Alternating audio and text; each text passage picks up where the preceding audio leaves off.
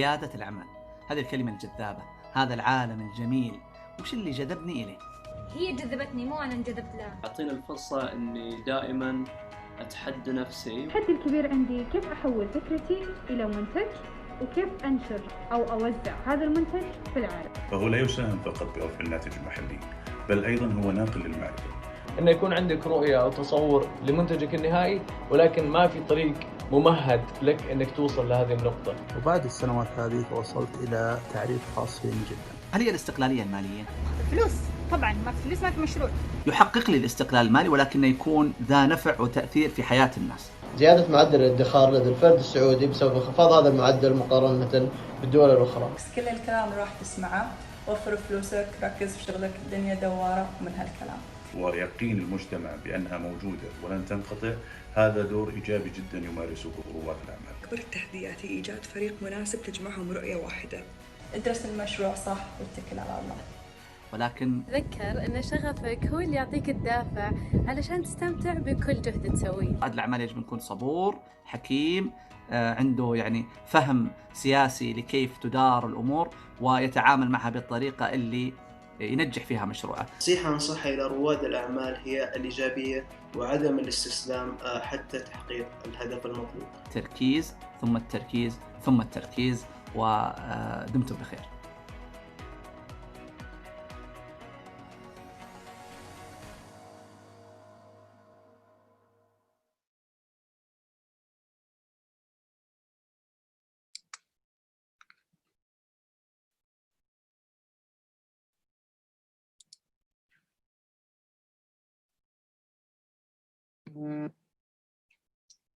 Ladies and gentlemen, welcome to the second edition of the Saudi finale of the Entrepreneurship World Cup.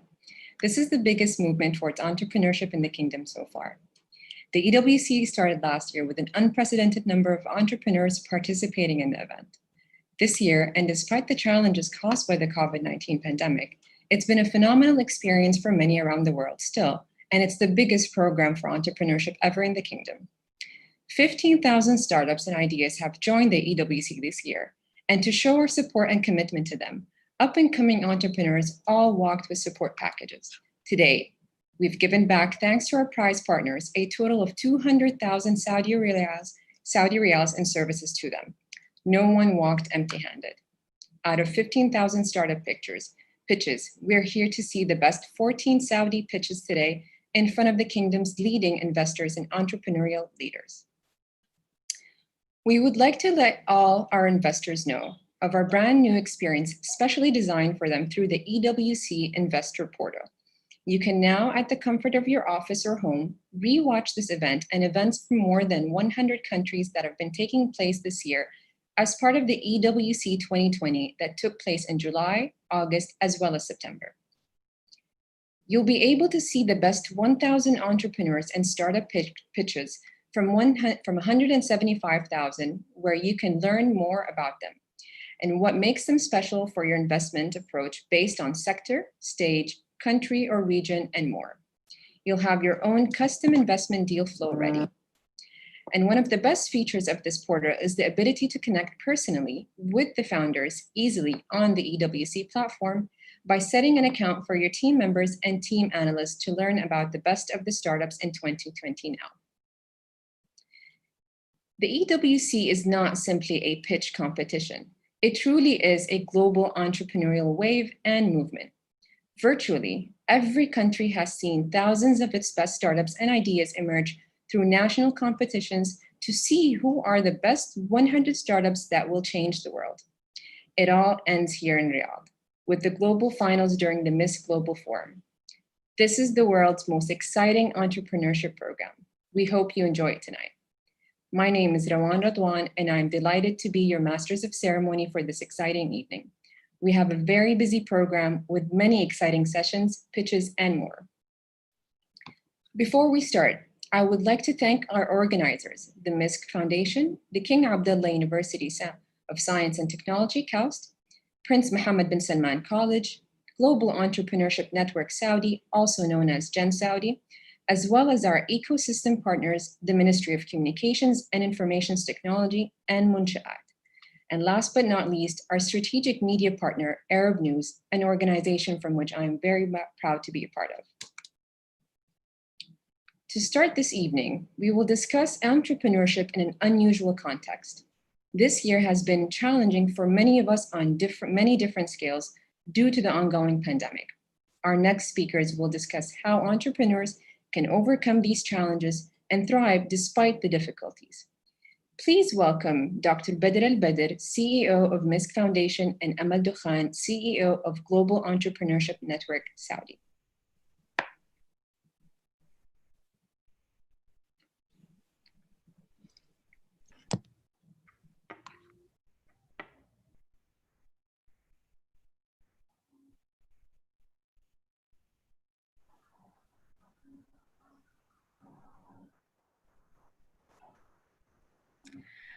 Hello. Thank you so much, Rawan, for the introduction, and we're very delighted to represent Gen Saudi today here. And we're certainly very delighted to be part of this movement that you just indicated around the world for entrepreneurship. It's my pleasure and honor to host Dr. Badr Al-Badr today. So welcome, Doctor. Thank you very much. I'm glad to be here with you today in this important milestone on the EWC journey. I welcome all to this Misk event and wish success to all the contestants.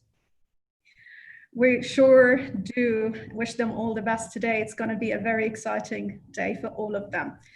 Doctor, we're certainly living in a very exceptional times here in 2020. Many of what we know is no longer there, maybe, or it has changed or transformed, or we see it in different shapes or forms. And you're a strong supporter and a believer in entrepreneurship. Think that it might be the answer for all.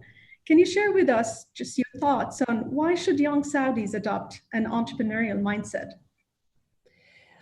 Since the last 5 years, I have been repeating to my team that the world is becoming more difficult, more volatile, more chaotic. It has not been truer this year than when the COVID epidemic that it became 10x that. So whatever difficulties we had, it became even more complicated. But with difficulty comes opportunity as well. the world is awash with challenges and opportunities. For one to succeed in this world, one must be have a mentality that's adaptable, resilient, and able to reinvent themselves. These are the components of what I call an entrepreneurial mindset. This is the mindset that allows one to succeed in today's world and in the future. Absolutely. And maybe these are the skills, Dr. Badr, we always wonder, are these skills really strictly for entrepreneurs only, or is it something that we do on an everyday basis? Because I think under these circumstances, we're all under that pressure and we're all faced with these obstacles today. So what are your thoughts on that? Definitely. And that's why I said an entrepreneurial mindset. I'm not saying that everybody in the world has to become an entrepreneur. But what I'm saying is to be successful, you need to have an entrepreneurial mindset, even if you don't want to be an entrepreneur. Whether you're an engineer, you're a doctor, whatever profession you're in, that is a mindset. That is a requirement for success today. Being able to reinvent yourself, being able to pick up yourself after you fail, being able to decide quickly under incomplete information in changing circumstances. These are the characteristics of an entrepreneurial mindset. And these are also the requirements for success as an entrepreneur. And I think maybe Dr. Badr as well, that's what we're seeing today in the reports. Like in the past few days, we've seen, lots of celebrations for the Global Entrepreneurship Monitor, the increased numbers of Saudi Arabia and being, at the end of the ranking. And I think these are all the efforts, of collective entities that have participated, obviously, to put us in these good positions. Definitely, things have changed a lot in the entrepreneurship space. If you asked a child 20 years ago what they want to be when they grow up, or even 10 years ago, it's more likely that you would hear engineer, doctor, pilot, and so on. Entrepreneurship and starting their own business was not on the map at all. I would suspect now, if you start asking people, children, what do they want to be when they grow up, you would start registering some of them saying that they want to start their own business or do their own thing. This change, even as subtle it is, it's showing that the society is evolving, not only the scene here. And what's good is the government is taking lead, taking charge, and making the environment more helpful to entrepreneurs. And that is reflecting in the global rankings, where Saudi Arabia, mashallah, is jumping ranks every year. The latest ranking report I've seen is really, really impressive, and we're really encouraged by it. We hope that EWC, the contest having the finals in Riyadh, would also reinforce the mindset of entrepreneurship in the society here in Saudi Arabia, and also encourage more entrepreneurs to start their businesses and to flourish.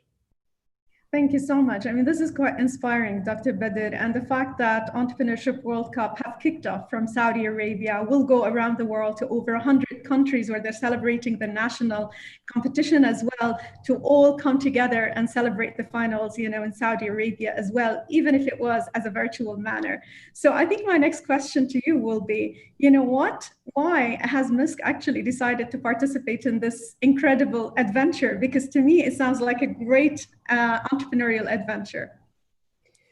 Entrepreneurship is one of the pillars of what we do here at Misk.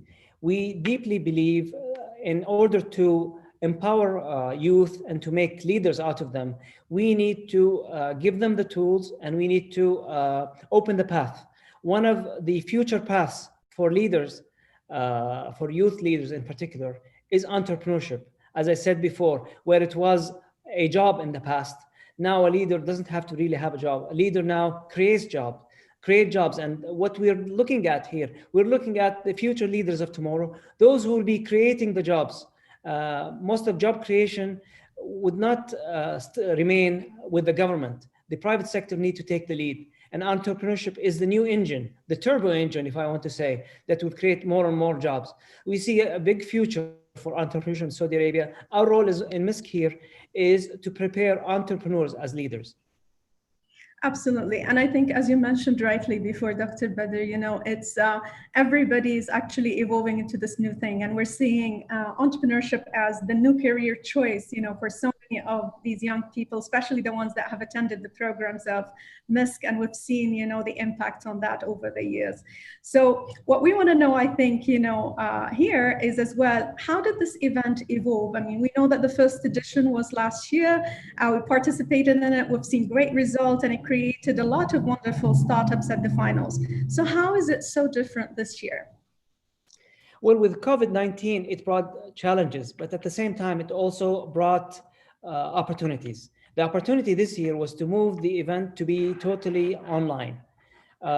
With the event being online, we succeeded in bringing in 75% more participants from around the world. This is really a phenomenal number, a big jump like that, especially given that everything is closed, no travel. At the same time, the contest is proceeding with even stronger contestants. We're very proud of the entries this year. We have seen other countries' finals. The participants there were extremely strong, even compared to last year. So I anticipate a very, very strong finish, bi'idhnillah ta'ala, when it comes to the finals in Riyadh next month. And this is, in my mind, a sign of the times. This is the new era. This is how things would be conducting going forward. I don't see this as a one-time thing. I would say that this is going to be the new norm, and we need to lead it.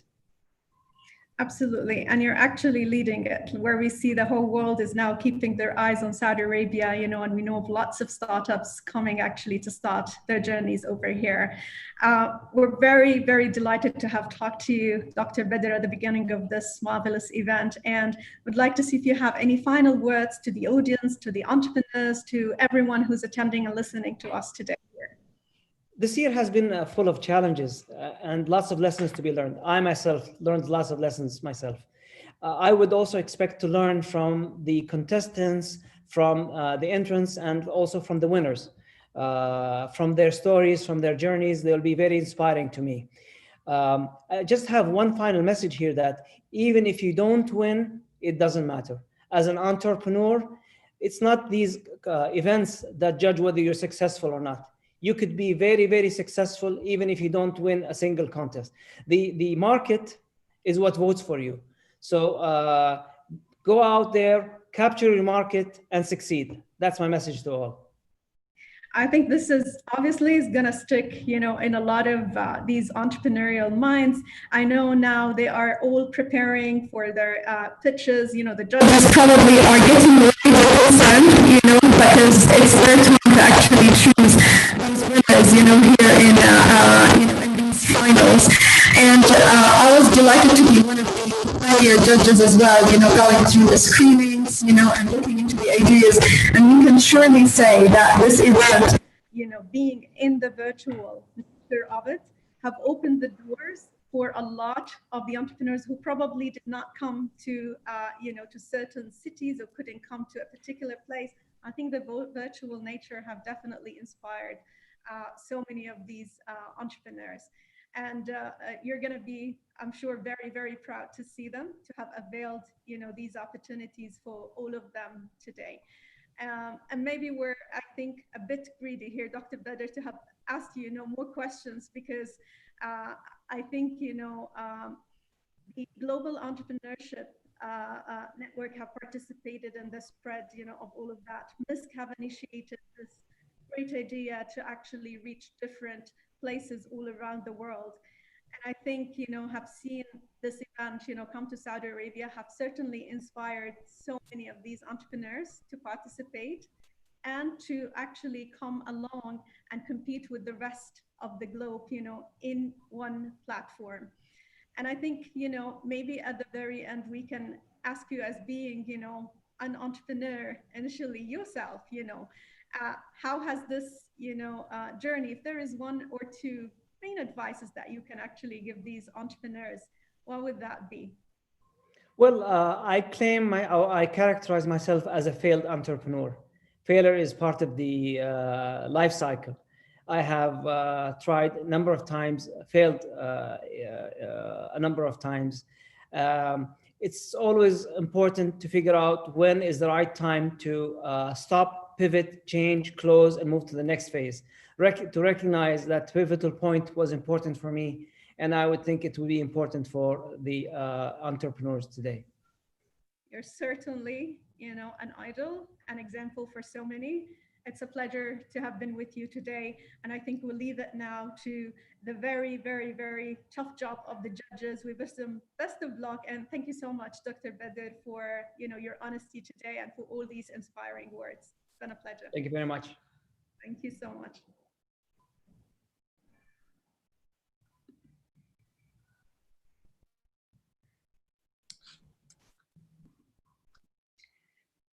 Thank you both very much for those valuable insights. Now, you all know how to overcome challenges, so it's my honor to introduce the EWC Saudi's final judges. Jihad Al-Ammar, tech builder and investor.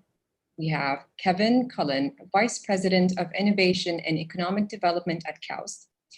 We also have Mr. Omar Al-Majdour, founding partner at Ra'id Ventures, and Walid Al-Bala, angel investor at Riyadh Angel Investors, Saudi Arabia.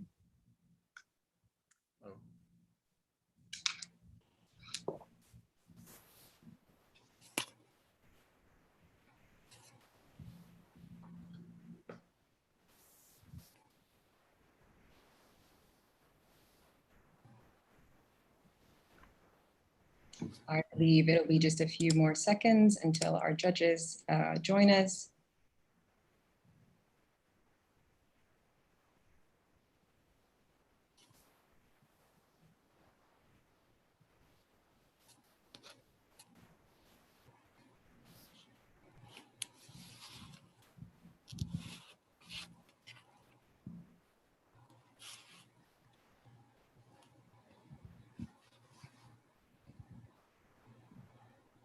All right, so I guess we will be going ahead. As judges at this very unique competition, I would like to ask a very general but very important question at the same time. What are you most looking forward to seeing today? I'd give the floor to Mr. Walid. Well, thank you. It's a great privilege to be here. As you know, with events like these, especially a great one like today's, it's just the amount of energy and sheer willpower to make a difference in the world that charges me, especially in a tough environment like this. So I'm looking for a bit of energy and expecting a lot of it today. I see Mr. Jihad also joined us. Mr. Jihad, would you like to say some words? Yes, absolutely. So events like this, it's very easy to be infected by the energy and the passion of founders, especially after them working on their companies for a long time, them figuring out very difficult problems, technical problems, business problems, people problems. And so, with events like these, you always leave recharged by the energy that you get in events like this. So that's something in general I always look forward to in events like this. Dr. Kevin, thank you for joining us. My absolute pleasure. I love these things. What I'm looking forward to is that magical combination of ideas, talent, and passion.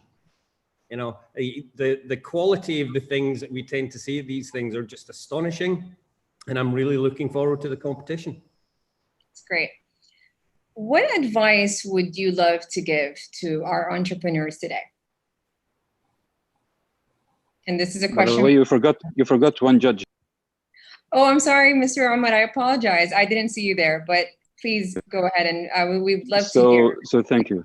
Thank you so much for this invitation. Really, I'm excited to be part of this panel. What I saw last year and in the Entrepreneurship World Cup was really amazing in terms of amount of participation, in terms of quality of participation, and in terms of the winners selection. And I'm sure that this will be even better, inshallah, this year. So super excited to be part of this journey this year. As with all. Any advice would you like to give to entrepreneurs today?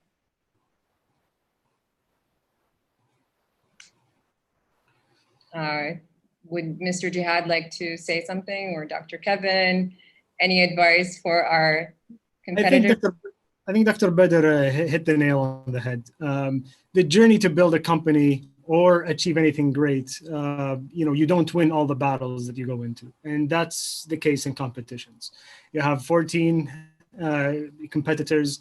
Some of them will win, some of them will not win. There are no losers. This is a game of experimenting, doing as many experiments and learning from them as quickly as possible. So there are no losers as long as people learn, and it's an opportunity to get exposure, to get their name out there, to really polish their pitch for their next investor, for their next important hire.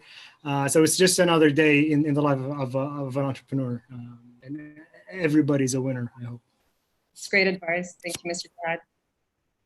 Yeah, maybe I can add something. Customer. I mean, okay. I work in world-class university research and technology. I love technology, but I also know it's easy to become obsessed with the technology. It's all about the customer. It's all about the market. Focus on that. That's sound advice right there. Mr. Walid, would you like to give in your take as well? Actually, I'd like to build on something that Jihad mentioned. So we call this a competition, but really for you to succeed, you have to be part of the community and make that community better. So collaboration and competition are both important, so that you're only as strong as the community and the environment you're in. So take that in mind as well. And Mr. Omar, would you like to also pitch in, since we're all pitching today? So it's lovely to participate in such contests and such challenges. And but the main goal here is not really to win this. The main goal is to win the market and to win the change. And this is what I think the main challenge and the main mission. So use this challenge to really boost you to faster and better change in the market. So all the best. Well, that's sound advice from our judges. Again, thank you all so much. So I think we're moving on to the next phase, and a big thank you to our judges who will be assessing our 14 finalists today. Now comes a very special moment. We're about to start our first series of pitches to find out which one of the best Saudi startups. As a reminder, today's program is composed of 3 pitching slots of 4 to 5 pitches each. During each pitching slot, 4 to 5 startups will pitch back to back. This will be followed by a 2-minute Q&A with each of the finalists. So without further ado, please allow me to launch the first pitching slot for today's final, during which we will see 5 startups working on transforming the food and agri-tech industries pitch. Please welcome the first pitcher, Nizar Bakhsh from Istidama Industry.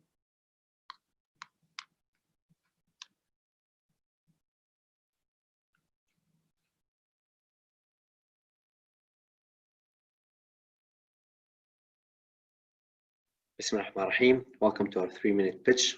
Representing Istidama Sanaiya, I am Nizar Bakhsh, and in our project we've designed industrial technology where we convert organic material into organic fertilizer and protein powder.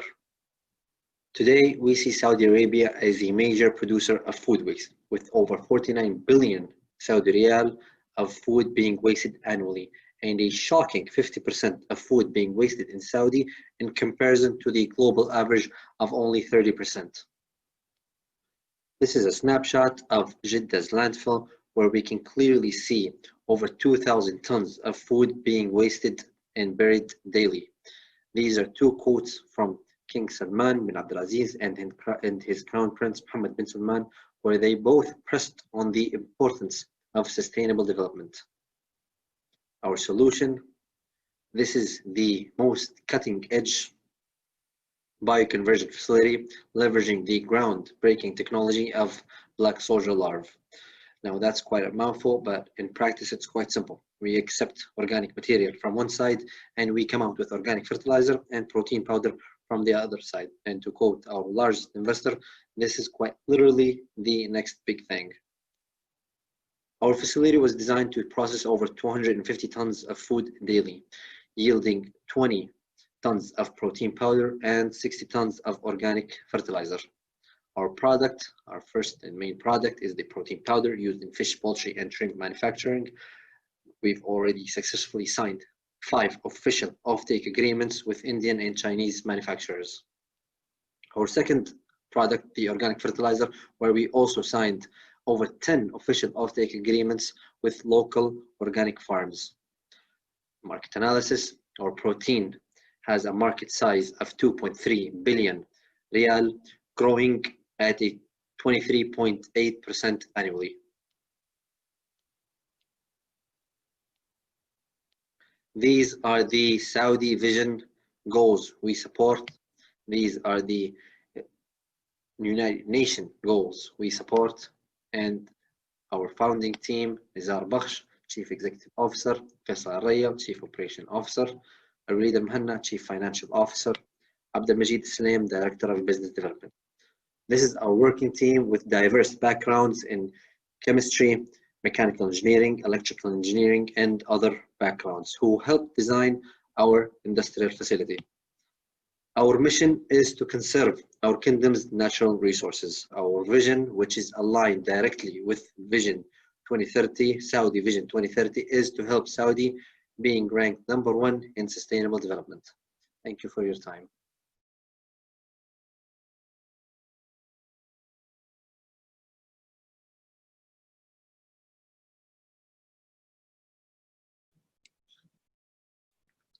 Thank you, Nizar. Now, let's hear from our second finalist of the day. Please welcome Asrar Damdam from Uvera.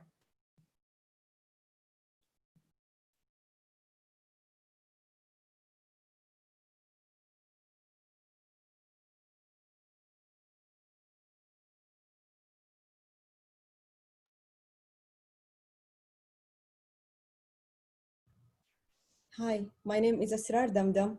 I'm the founder and CEO of Uvera, and I'm pursuing a doctoral degree in electrophysics at KAUST.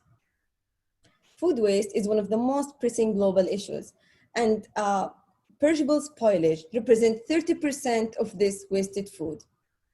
From the farm all the way to consumers, fresh produce loses lots of its value and lifetime due to the long supply chain stages, and when it interacts with the user, it ends up with a very limited lifetime, and it spoils very quickly and go wasted. This is the problem that we are addressing. We are Uvera, and we guarantee our customers a long-lasting fresh food.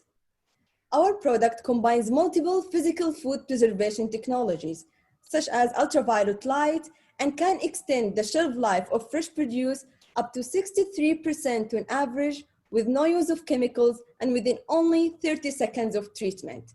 We have filed a provisional patent in December 2019. Along with our hardware, we provide a mobile app where the user can track the expiry date of the stored fresh produce and also can track the nutritional intake. Our market size is huge. There are more than 1.4 billion households globally and 5.4 million households in Saudi Arabia. Our initial target market is the medium-sized households in Jeddah. Our revenue model is very straightforward. We're going to have hardware sales, high margin product sales, and app premium subscription fee. Our milestones, we're going to launch our beta version in Q4 2020, this upcoming November.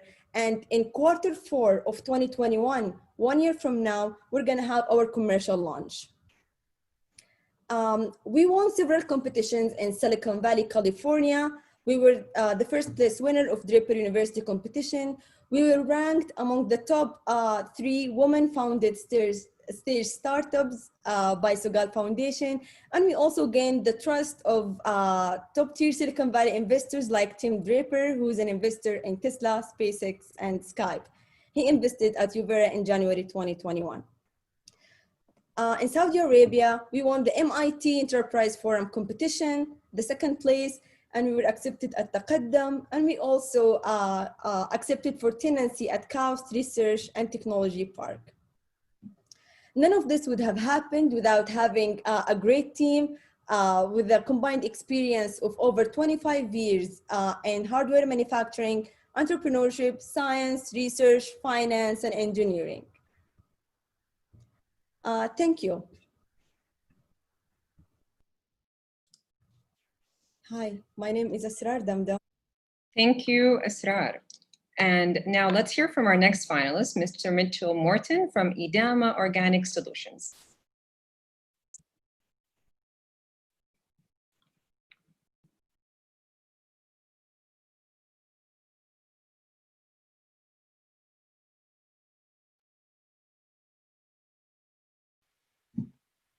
Good evening, everyone. I'm Mitchell Morton, co-founder and CTO of Saudi-based startup Edama Organic Solutions. Edama is tackling two major problems. The first is the environmental impact of organic waste in landfills, which causes air, soil, and water pollution. And the second is food and water security in arid regions, where poor sandy soils make agriculture unproductive and water intensive. Edama solves these problems by creating a local circular economy, recycling organic waste into specialized soil products that enrich sandy soils and allow farmers to grow more food with less water. Edama does two things. The first is to design, build, and operate cutting-edge composting facilities optimized for desert environments. Our facilities integrate the most advanced composting technologies and incorporate challenging locally abundant materials such as palm fronds and are adapted to ultra-high temperatures. The second thing we do is design, manufacture, and sell high-quality soil products at our facilities that help grow plants more productively with less water. And our IP covers various aspects of our processes, compositions, and protocols. Edama's business model has two sources of revenue. The first is from organic waste management services, where we charge waste producers for the sustainable disposal of the organic waste. With governments pushing to ban organic waste from landfills and increase the waste disposal charges, this is set to be a $1 billion market in the next few years. The second source of revenue is from the sale of our soil products to landscapers and farmers. With the lack of locally produced alternatives, the high price of imports, and government mandates for sustainable agricultural practices, this represents a $1.3 billion market. And to position ourselves as market leaders, we have the first mover advantage as the first composting company specializing in systems designed for desert environments, and our expertise in desert agriculture that allows us to design high quality products that answer the local market needs. Our business scales by building composting facilities, which provide recurring revenues from waste management services and product sales. We have facilities in the pipeline with mega projects such as NEOM and Diriyah Gate Development Authority, and we're currently building our first commercial scale facility at Kaust that will recycle 5,000 tons of waste every year by 2021. We're in negotiation with the PIF company CERC and hope to secure another contract for a commercial scale facility operational by 2022. And we're looking to expand in Kingdom in 2023 and to the GCC by 2024. We're a young international team of professionals with a common passion for sustainability and qualifications spanning agricultural and data sciences, engineering, business, and economics. And our advisory board includes renowned academics, experienced composting engineers, and regional waste management specialists. And with that, I thank you for listening and look forward to the judges' questions. Thank you.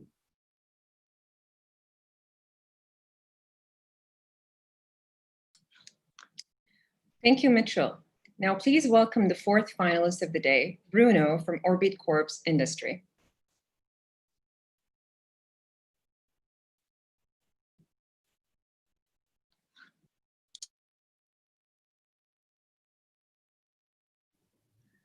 Hello, everyone. My name is Bruno Aragon, co-founder, COO, and least photogenic member of Orbit Corps.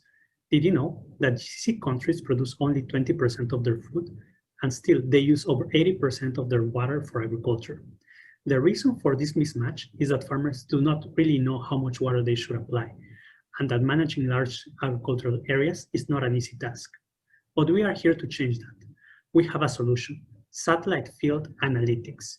We take satellite images together with weather information, and we process them together to provide farmers with actionable information they can use to better manage their fields. The way it works is simple.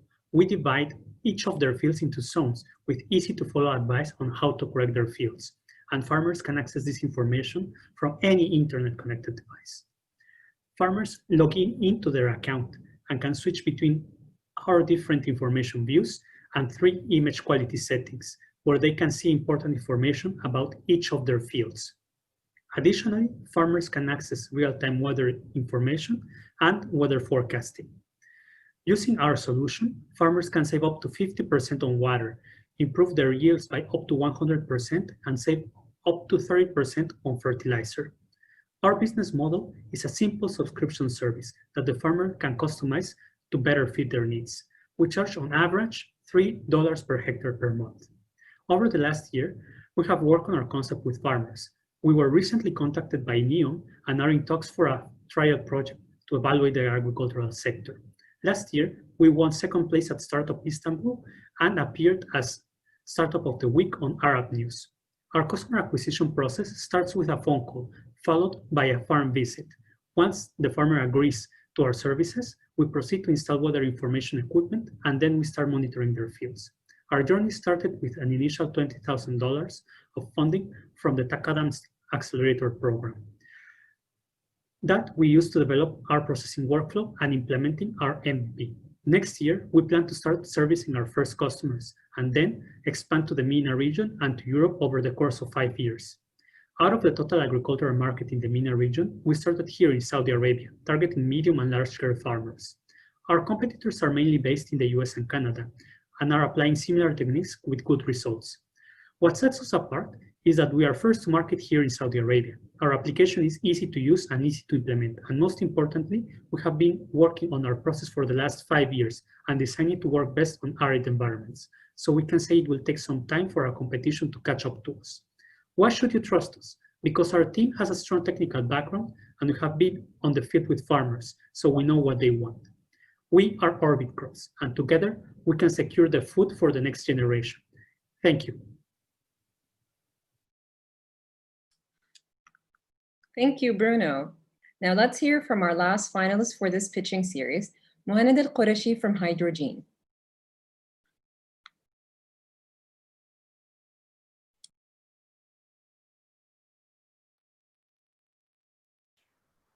Assalamu alaikum warahmatullahi wabarakatuh. Good evening, everyone. My name is Mohamed Al-Qurashi, and I am the co-founder of Hydrogen Project. Based on the United Nations, 2/3 of the world will suffer from water stress by 2025. And unfortunately, our water consumption is increasing year after year. And if we look at household water consumption, we find that around 20% of the water is wasted due to leaks. And these water leaks not only are the major cause for high water bills for homeowners, but it can damage their properties as well. Today in Saudi Arabia, we lose around 700 million tons of water annually due to leaks, and most of it coming from the underground water tank. Our solution is an IoT device that monitors the water level in the underground water tank and shuts off the water supply once a leak is detected and notifies the homeowner. Our device not only provides an early warnings for water leaks, but also allows homeowners to monitor the water level in the tank and set a monthly budget for their water bill.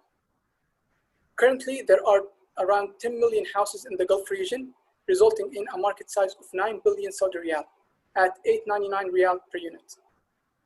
But initially, we are targeting Saudi homeowners who pay more than 300 riyal for their monthly water bill, with a market size of around 122 million riyals.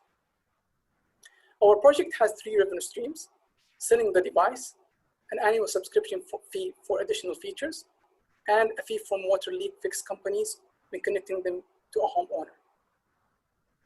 We expect if we captured only 1% of the total market to save 11 million tons of water annually and generate 90 million riyals in revenue.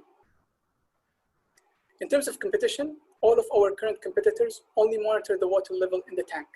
So our main competitive advantages are leak detection and allowing homeowners to set a monthly budget for their monthly water bill. To date, we have developed an initial prototype for our device and received more than 20 pre-orders through our website. Also, we've been incubated by the Saudi Water Innovation Center. Our team consists of 2 partners, Mohammed Al-Baiti, who holds a master's degree in environmental engineering, specializing in water quality and treatment, and Mohamed Al-Qurashi, who holds a bachelor's degree in mechanical engineering. Our team members had experience in building previous startups in the tech industry. Thank you so much.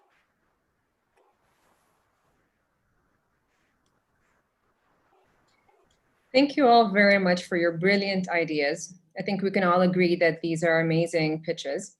Now it's time for the Q&A with the judges. So please allow me to welcome back the judges and Nizar from Istidama Industry. Hello. Maybe I can go first. Love the pitch. Has anyone done this before with the black soldier ants? Here in Saudi Arabia, no. No, anywhere in the world? Yes, actually. So the technology has been available on the global stage for the past 5 years only.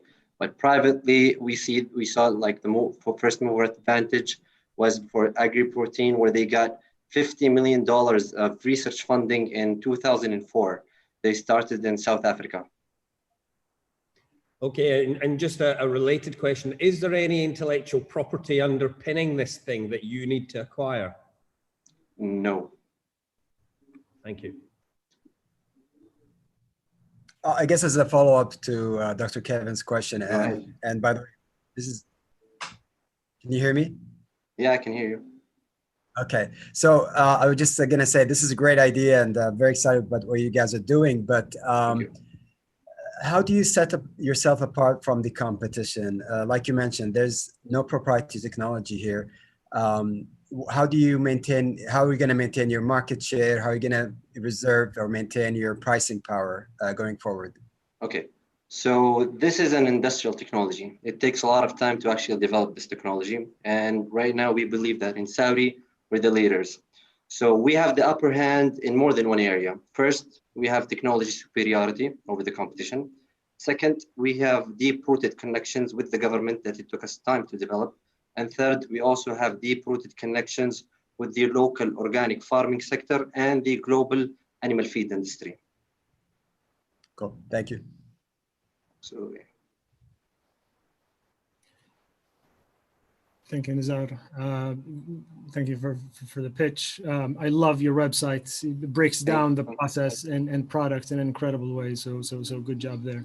Thank you. You mentioned you secured initial customers in India and China, and but your lab is here. Can you speak a little bit to the logistics of the operation? Is it going to be exporting? Yeah. Yes, absolutely. So for the organic fertilizer, it's fully sold here. All our production is going to be sold to local farms. But for the protein powder, we've already secured animal feed manufacturers in both India and China. So 100% of our current protein powder is going to be shipped outside the region, exported. Is it going to be like this going forward, or is it just for the test period? Well, in Saudi,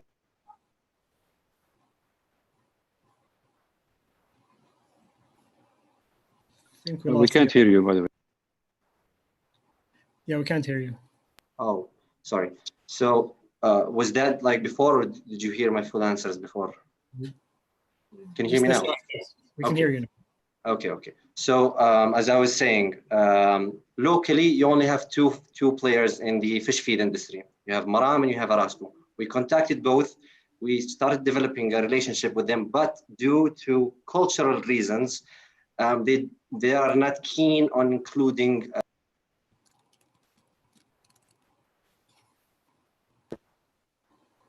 We are losing you again. I'm sorry. Even though scientifically it's valid, I don't know why this is happening, guys. But anyway, are you with me now?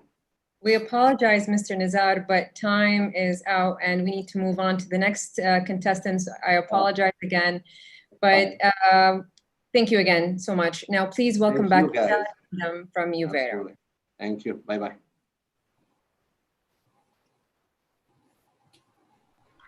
Hi.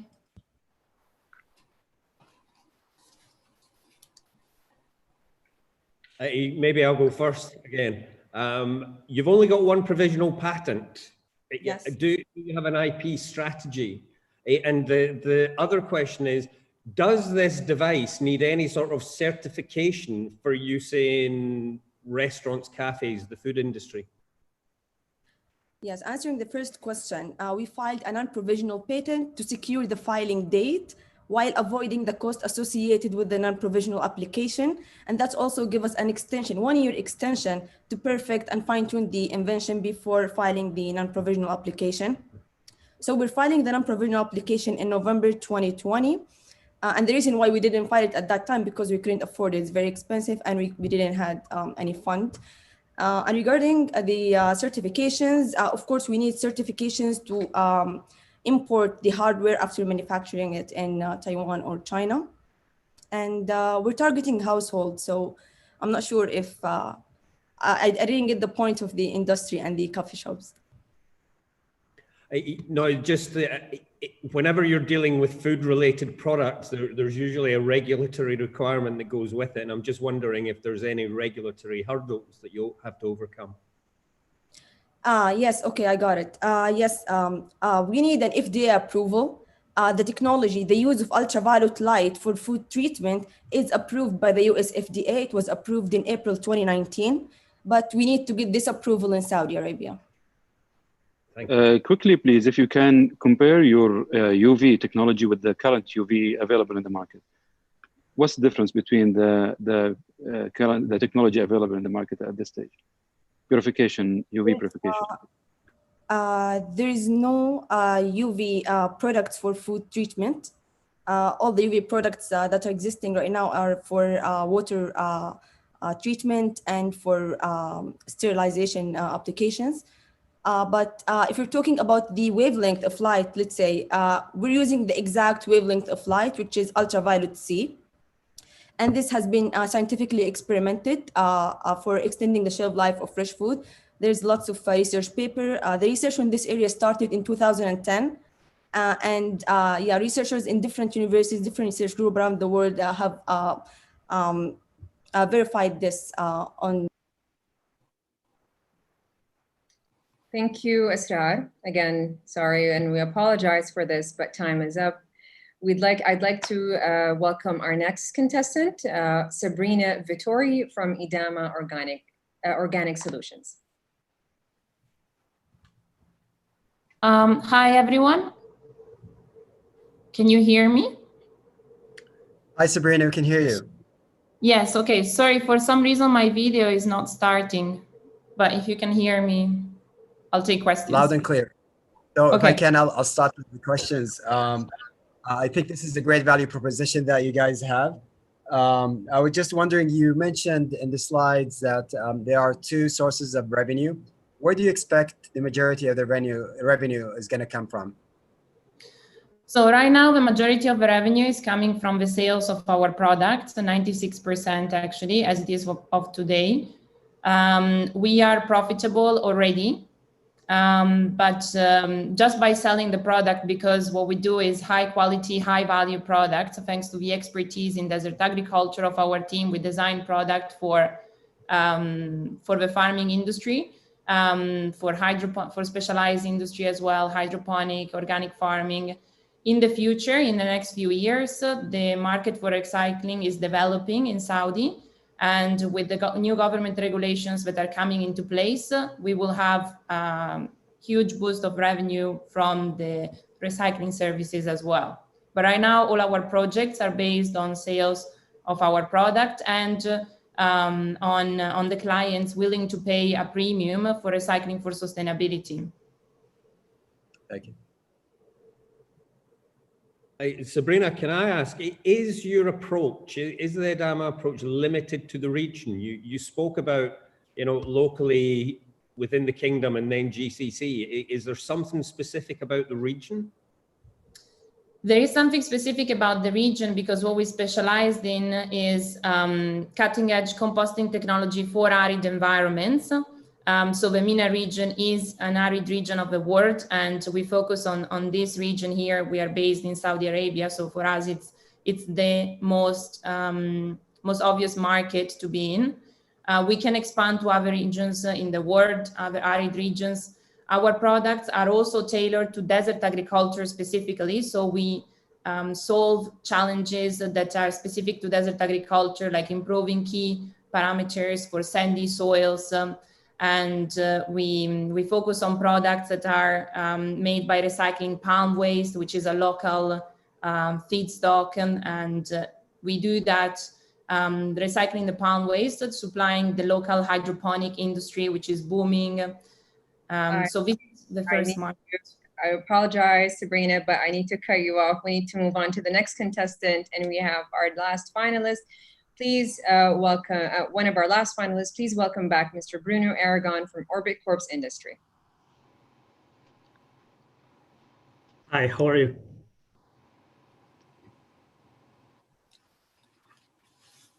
Hi, Bruno. I'll ask the first question, if I may. What's the source of your data that you use for this?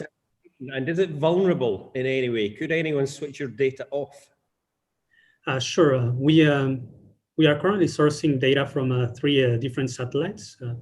One from a company in San Francisco that is also developed startup.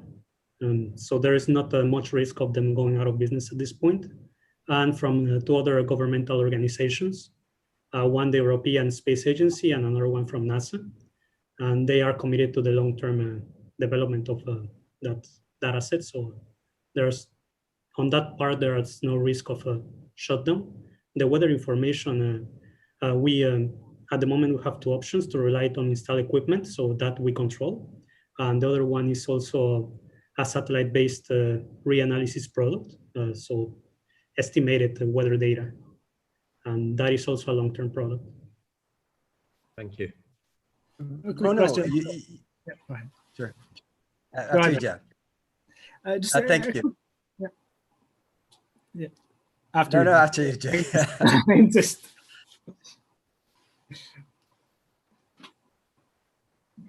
go ahead, Pablo. Thank you. So Bruno, I'm less photogenic than you are. So I'll just mention a question I had about network effects. I mean, is there a network effect in your business model? Would farmers benefit from having other farmers using this product? And can you mention how, if so? I wouldn't say there is a network effect on the farmers. There is a network effect for the government. Like the more people that can use these to manage or to keep track of their water use, the better for the government. Like they have a transparent figure to know about consumption without installing a flow meter in some instances. Got it. So, thank you. All right, it's great. Thank you again, Bruno. Now, last but not least, we welcome back Mohamed Al-Qurashi from Hydrogen. Assalamu alaikum wa rahmatullahi wa barakatuh. Hello, can you hear me? Can hear you, Mohamed. I have a quick question on your go-to-market. What, how would you intend to start selling this the device? Actually, initially have channels, which is through social media, where we got our first pre-orders. The second channel is paid advertisements through search engines like Google. The third way is through tech influencers and tech blogs, Arabic tech blogs. So you're going to the end consumer directly? No? Directly, true. Okay. Thank you. What is the technique of monitoring leakage at this currently in the tanks? Okay. Basically, we're going to have a sensor that sends data to the database where it's going to process through AI. No, I'm talking about the current situation, how people are monitoring leakage and in comparison to... Okay, in Saudi Arabia, inside of the houses, there are no way to monitor leakage unless it's manually. Once you have suspicion, you say, I have a problem, and you bring the guy. Enough. What are the additional features that you want people to subscribe for? Both are like setting a budget for your monthly water bill, and the other one is checking the water level in the tank instantaneously.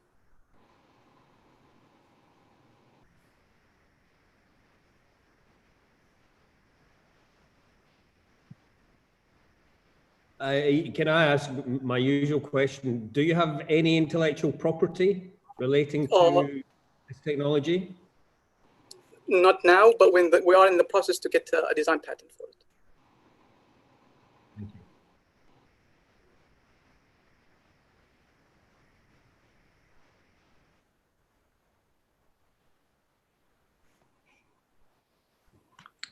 All right. This sounds amazing, and these were great and very inspiring ideas.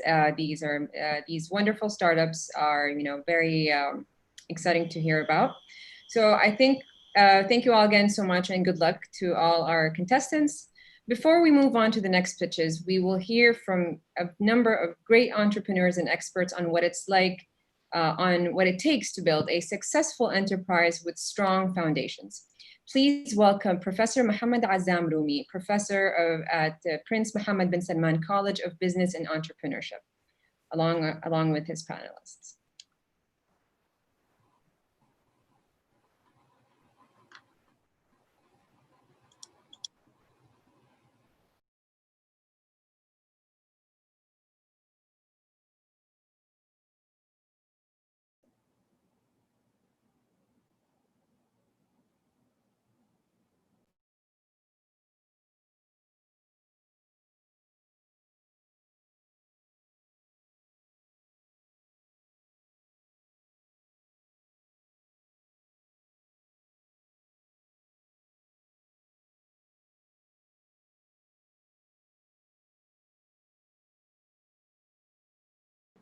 I think Dr. Rumi, you need to unmute.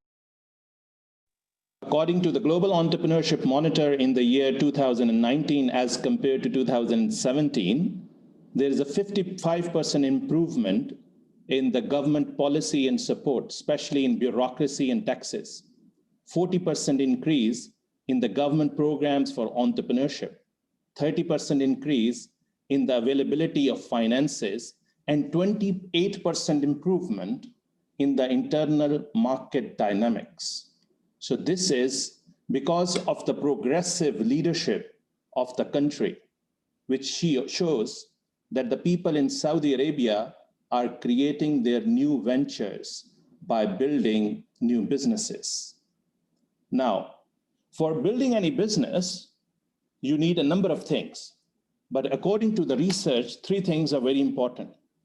The first one is the idea and the entrepreneur. The second thing is finances. And the third thing is non-financial business development services. So we are lucky today that we have people who are working in these 3 areas, and they are here with us to answer some of the important questions. So I would like to welcome my panelists.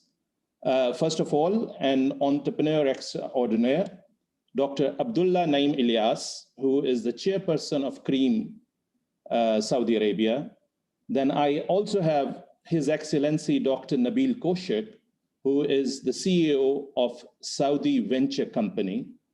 And last but not the least, Latifa Al-Wa'lan, who is the founder of Yatuq and also the managing director of Endeavor, which is providing non-financial business development services for the entrepreneurs in the kingdom. So let's start with our panel. My first question is from you, Latifa. And the question is that can you identify the fundamental elements which make a strong foundation for an entrepreneurial venture? Well, thank you, Dr. Rumi, for the introduction, and I wish all the contestants here good luck at this year's World Cup. First, it depends. I think when you're thinking what are the strong fundamentals to look for in a company is the timing of the company. Whether it's in the beginning, if it's still in ideation stage, whether it's starting up or is it scaling, and at different timings you require different elements. In the beginning, if you're still in ideation or even startup, we usually look at the addressable market of the business idea,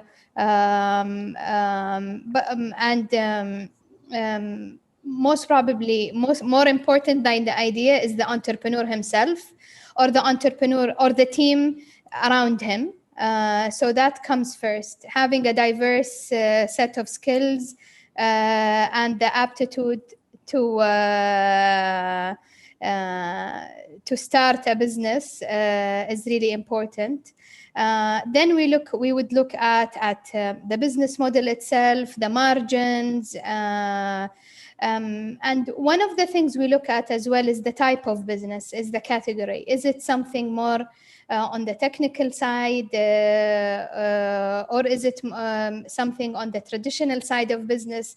Because I mean, if you're doing something that's highly innovative, highly with a lot of tech, what you need to succeed is different than if you're doing something in a more commoditized business where there is, let's say, it doesn't require a high amount of risk or innovation. The list goes on, of course. These are not exhaustive lists, but I guess relative to the type of businesses we're seeing at the Entrepreneur World Cup right now, I think it's more about the combination of entrepreneur or the team and the idea.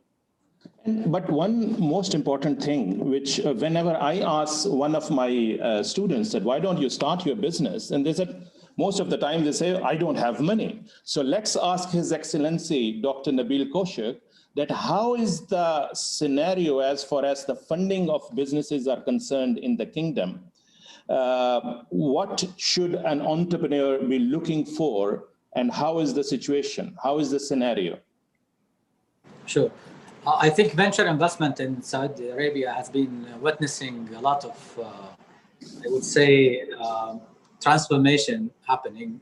Specifically, if we talk about numbers, like 2019, actually there was 93% increase in the total amount invested, as well as there is a 35% increase in the number of deals invested in Saudi-based startups. This year, specifically 2020, we witnessed the first half of this year, H1 2020, we already exceeded the total amount invested the whole year in 2019. So that's actually doubling the H1, the first half of the last year. And we're expecting that's also going to be keeping the pace of the increasing of the number of deals invested in, as well as the total capital invested in venture investments. And that's because many reasons happens. Definitely there is an aggressive update on the regulatory environment in Saudi Arabia. Laws and regulations has been aggressively updated. The availability of risk capital was an issue, was a gap, now addressed by two main programs. One is the PIF Jeddah Fund of Funds program, as well as the SVC fund program. And this is actually stimulated, as we are seeing. For instance, last year we were having only one angel group. This year we are witnessing more than 5 angel groups evolving in Saudi Arabia, angel investor groups, as well as we are seeing also from few VC funds investing in Saudi-based company locally, regionally, and globally. Now we're seeing more of the funds. SVC only by itself actually invested in 18 funds so far. But I'm seeing that this is also providing available different investors that focuses on different sectors and also focusing on different stages. So it depends on your startup. You need to first understand what stage are you in. Is it the seed? Is it the Series A or B or later stage? And also, what would be the right investor for you? If you're in the early stage, you need to focus on pitching to early stage investors, as well as the angel investor groups. If you are at a later stage, you'll be interested in that. But definitely, there is a huge progress happening in the number of deals, as well as the availability of venture investors, including angel groups, as well as venture capital funds. Excellent news. So this is an excellent news for the newcomers, the new entrepreneurs of the kingdom, that yes, if you have an idea, if you are innovative, if you are unique, if you are looking at the other aspects of the business as well, so funding is available. Dr. Abdullah Ilyas, my next question from you. For the last 9 months or 6 or 7 months, we are imprisoned in our homes, and this is not good for business as well.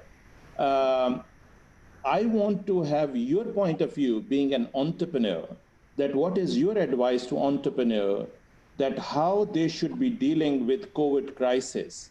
What are the most important things which they must take into consideration when coming up with new ideas and new businesses? Yeah, thank you, Dr. Rumi. This is a great question to ask on everybody's mind. First of all, thank you for having me, and thank you, Misk, for organizing this, and good luck to all the entrepreneurs out there. Great pitches, good luck. The question is great, and let me maybe walk you through what happened to Karim when the crisis hit. You can imagine a business which in its core is traveling people around. When we are all in global lockdown, is not doing well in this crisis. So we had to react very, very fast. When the revenue from the ride-hailing goes down, there needs to be new revenue streams which need to be created or pulled up. What we had already on the roadmap is our super app. The super app was already planned. We were already into deliveries, but we pulled the whole timeline up, and we pulled all the teams into that sector of deliveries. Because when we are at home, you are more so dependent on deliveries. So we doubled down on this. Plus, we looked again into all the P&L items which are there, and we thought in the new normal, will this still be needed? Or can we maybe renegotiate or change it? And as a result, two things happened during the crisis and through the crisis. Number one, our super app was launched earlier with great results. Our deliveries went up 250% year on year as we stand today. Plus our profitability targets were smashed. We are now in 8 countries out of 13 countries profitable in ride-hailing, which was not planned as soon as that. And overall, our super app has shown great results in stickiness. So I believe the learning out of this crisis is you can choose two things to do as an entrepreneur. A crisis will hit you, it will either kill you or make you stronger. So choose the latter. And react very fast, choose to look after the new problems which are arising. And the beauty is there is a lot of old problems which had solutions which are not working anymore, which opens huge markets for entrepreneurs. So great times to start as an entrepreneur, in fact, is now. So what I get from you is that even in the crisis, there is a lot of opportunities hidden. So if you are able to come up with ideas that can meet certain needs of that particular time, there is always an opportunity and there is always a hope for you to be successful.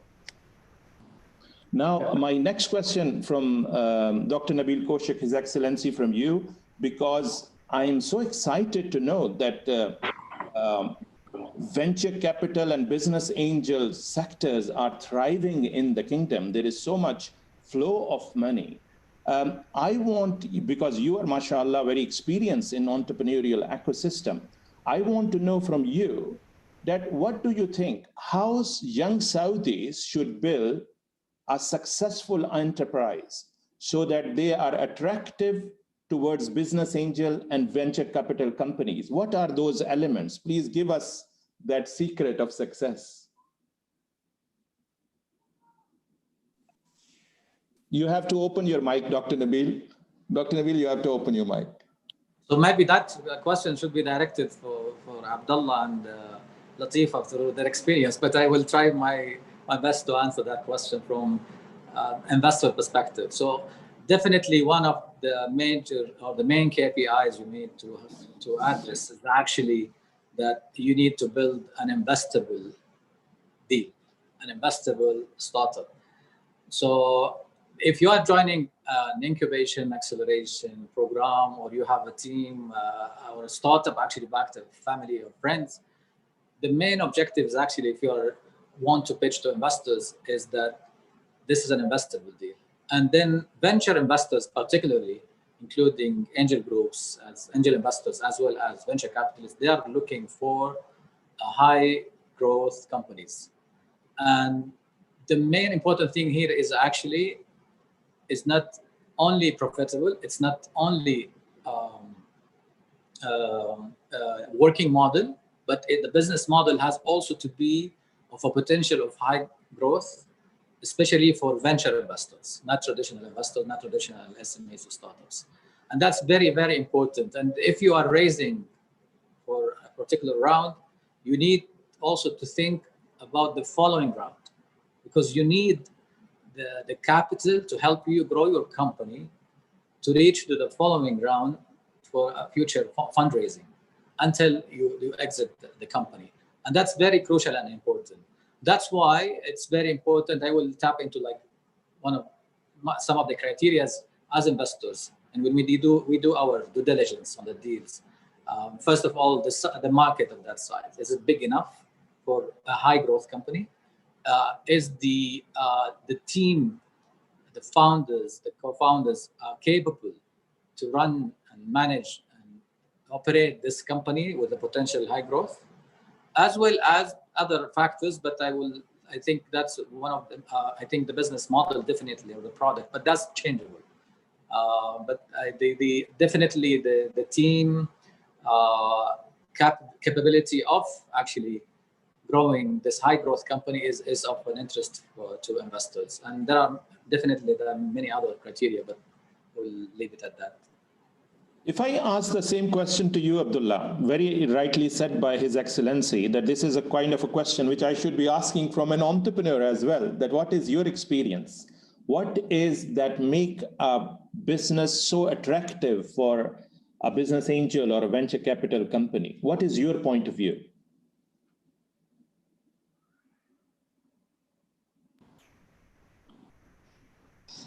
Yeah, so I'm more an entrepreneur than investor. So from the point of view of an entrepreneur, to me, when we have started, there is, I believe, a couple of things we have tried to make right from the beginning. And I have to say, Kareem was the force of my startups. A couple of things, a couple of learnings I had through the not so well done startups before.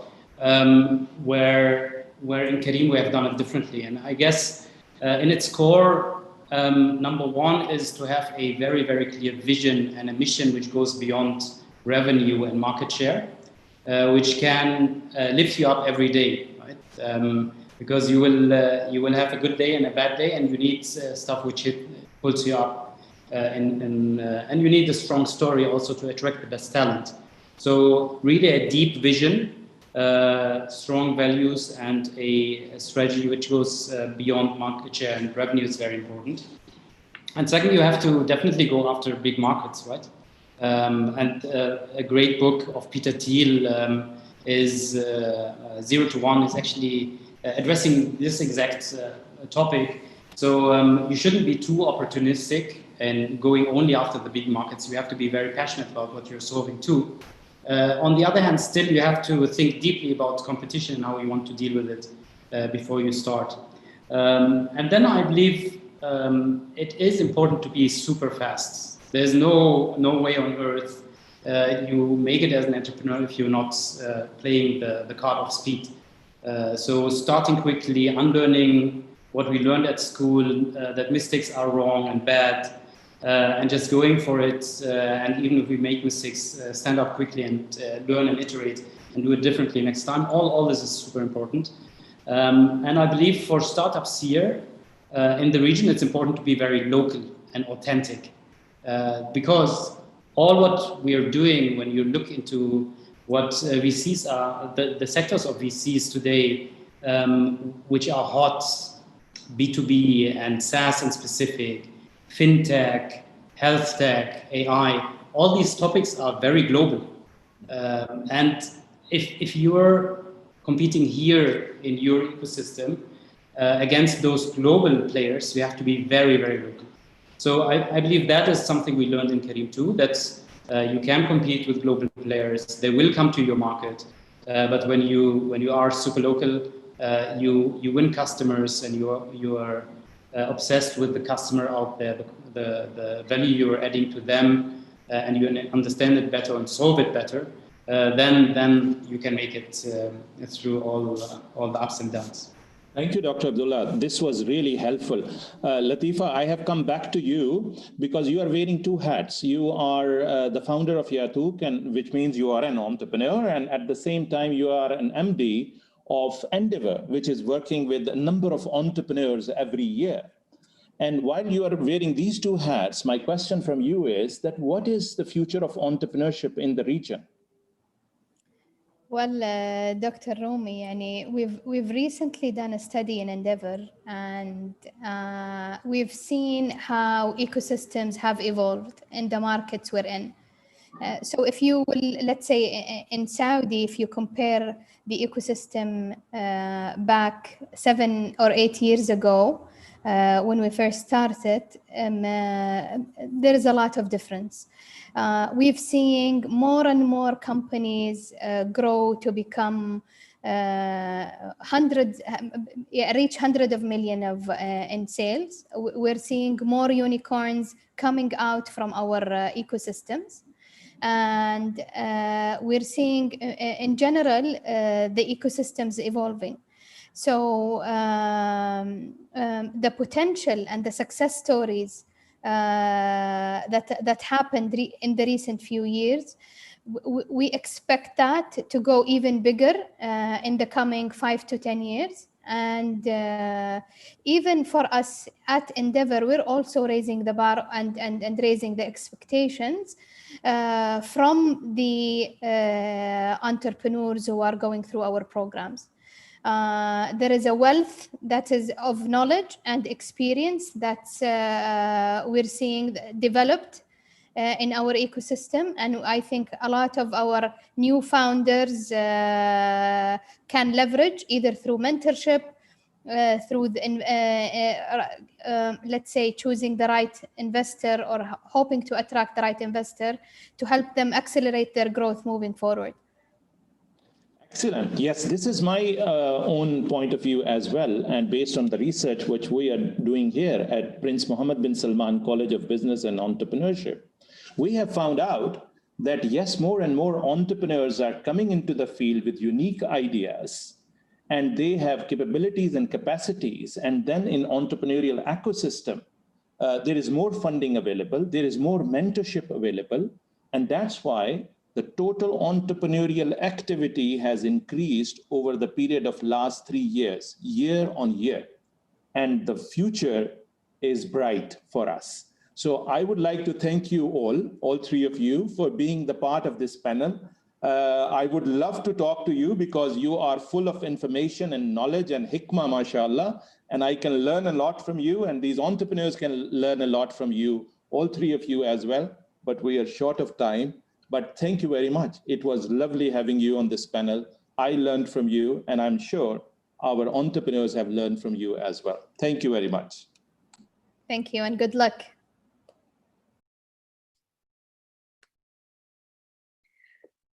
Very insightful session. Now it's time for our second batch of pitches for the day. Let's hear from 4 very exciting startups that are working towards improving the health and well-being sector. The first pitch of the sequence is by Hadil Ayoub from BrightSign.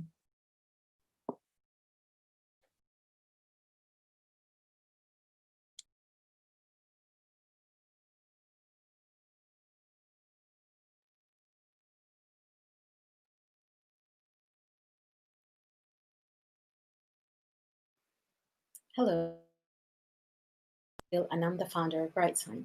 Let me tell you how it all started. Meet Caden. Caden was born deaf to an all-hearing family. His mom contacted me when he was first diagnosed, asking what is available to help her son communicate. Further research showed that 230 million people around the world are nonverbal. 90% of them are born to hearing parents, but only 25% of those parents learn sign language to help their children with their communication. Sadly, of those, only 2% have access to assistive technology for everyday communication. And that is because assistive technology in the market today is highly expensive cannot be customized to individual needs and only solves one side of the conversation problem. 3 years of research, 11 prototypes later, I developed BrightSign, a smart glove that can translate any form of sign language to any spoken language. BrightSign comes with a customization app that allows their own version of sign language and select the speech language of their choice in the voice that they prefer. It is also priced within the brackets approved by insurance companies and to be issued to the end user as an education benefit or an employment benefit. This is an example of a box our customers get when they order BrightSign. It has everything they need to help them get started as early as 3 minutes after receiving the gloves. Our distribution network includes schools, healthcare clinics, and employers who wish to give this technology to their users as early as possible to help them have a better quality of life. We generate our revenue through our sales and the support network and technical support we allow our users to have, and also the training we provide to our distributors. On our timeline, we are currently at a stage that we are ready to scale up. We have recently signed distribution deals in the MENA region, Europe, Russia, and South America. I am Hadil, the founder of BrightSign. I'm currently finishing a PhD in artificial intelligence with emphasis on gesture recognition. My co-founder Ed is a software developer who has patented multiple software applications in machine learning. We have been on the media, and the BBC One show alone gave us exposure to 6 million viewers in under 2 minutes. We value the awards that we received, especially the ones that give us access to their markets, like AXA Healthcare Insurance, IBM, MIT, and most recently the Not Impossible Awards, which is our gateway into the United States market. We have also signed distribution deals with assistive technology for education, and we are now approved by 6 schools around the world. I'm here today because I want to make this technology available to everyone who needs it. Join me, and together we can help give a voice to those who can't speak. Thank you.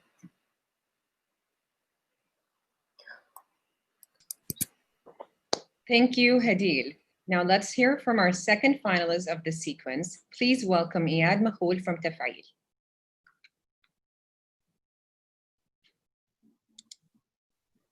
Hello, everybody. I am Iyad Makhoul, acting as VP and Business Development in Taf'il Company.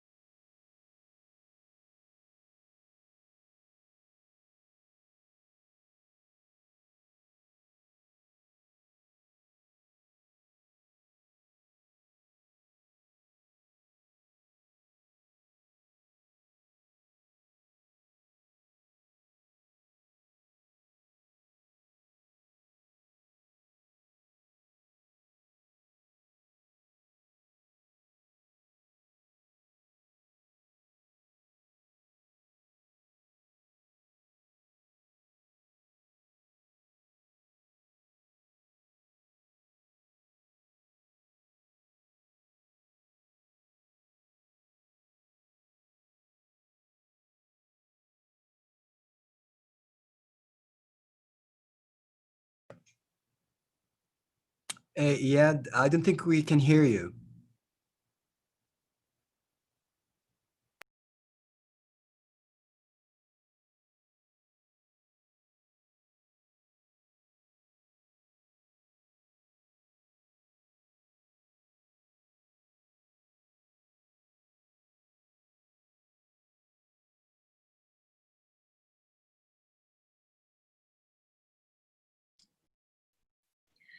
Unfortunately, due to some issues with the connection, we will be restarting again. So if you could please welcome Iyad Makhoul from Taf'il.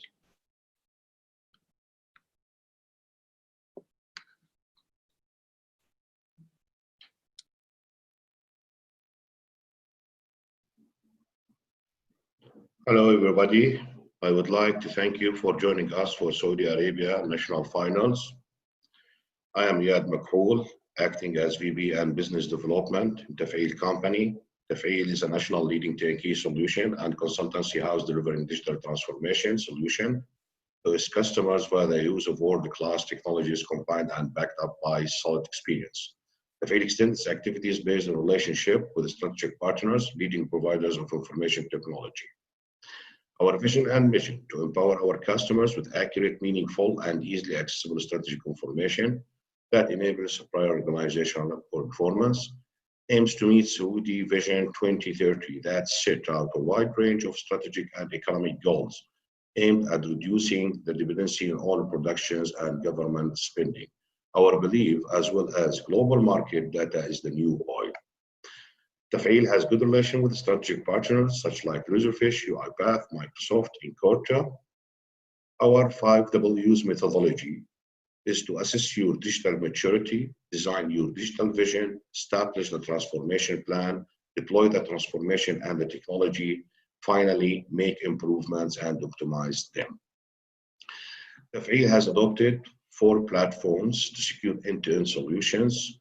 Masar as a national branded in-house content service platform, Razorfish as enterprise content management, UiPath robotic process automation, and Corta as a data analytics platform.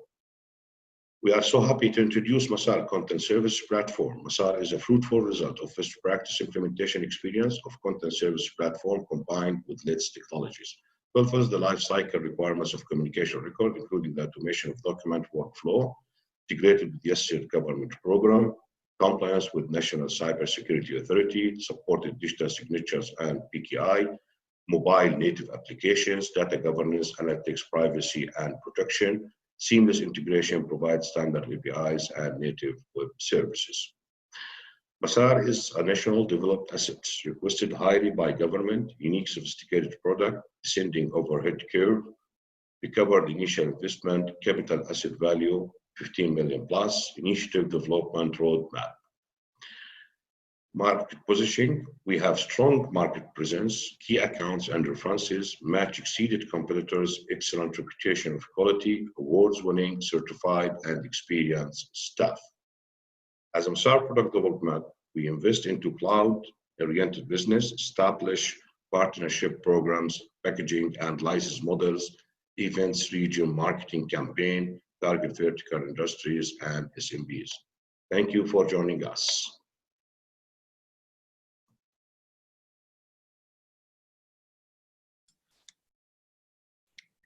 Thank you, Iyad. Now let's hear from our next finalist, Mo Lee from Peregrine Genomics.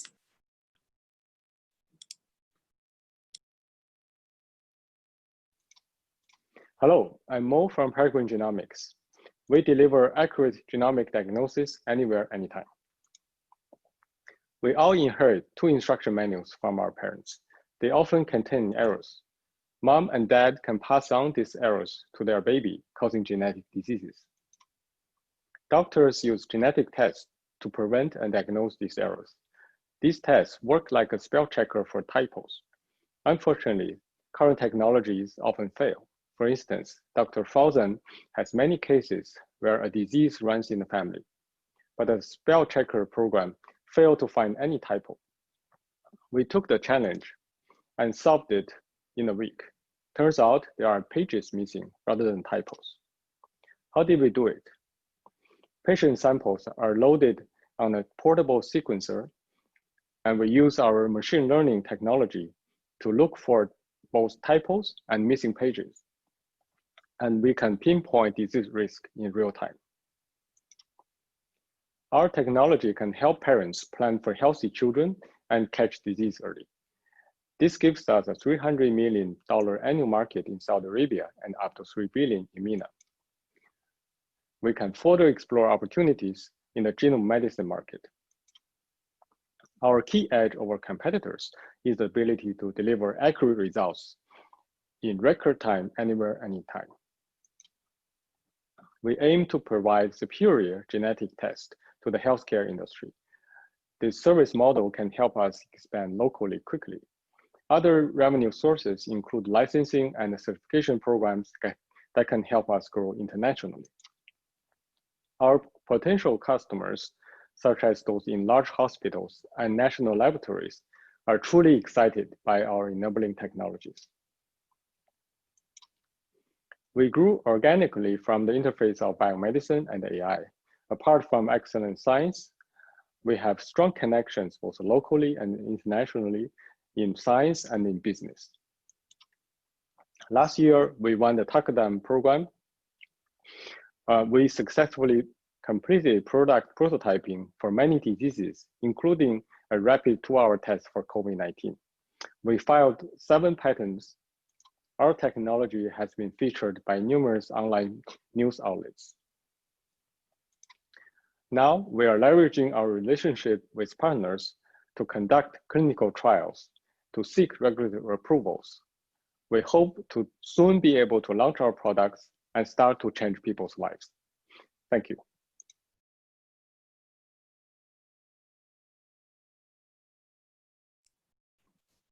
Thank you, Mo. Now, please welcome the last finalist of the sequence, Shazad Gari from Talon Dust Control.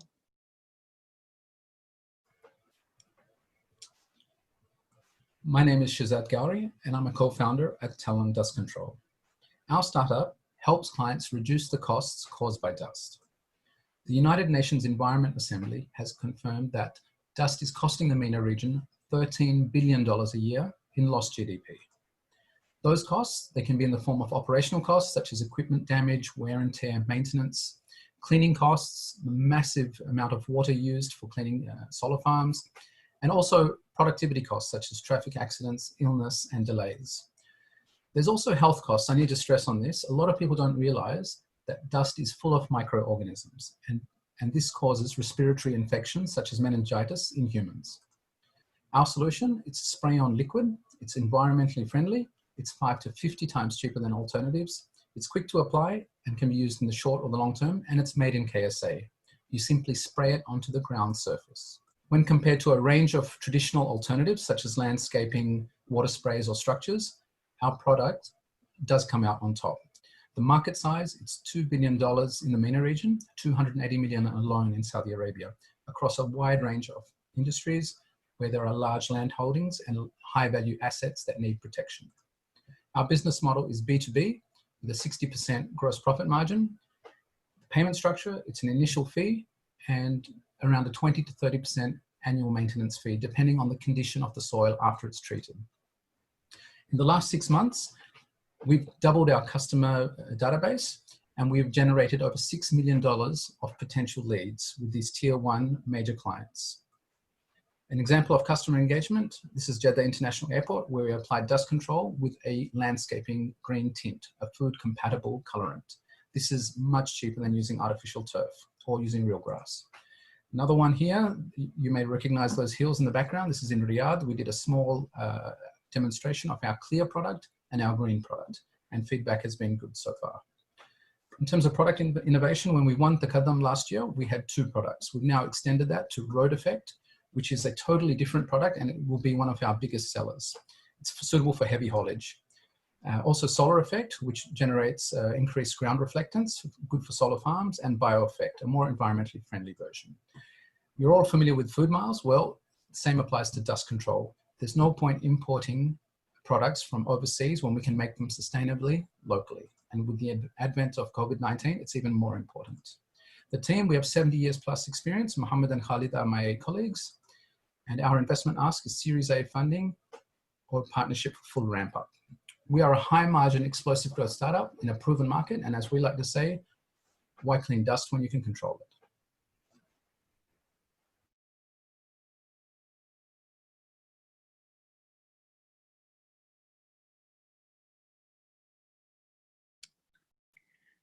Thank you all so much for these refreshing ideas. And now it's time for the Q&A with the judges. Please allow me to welcome back judges and Hadid from Brightsign.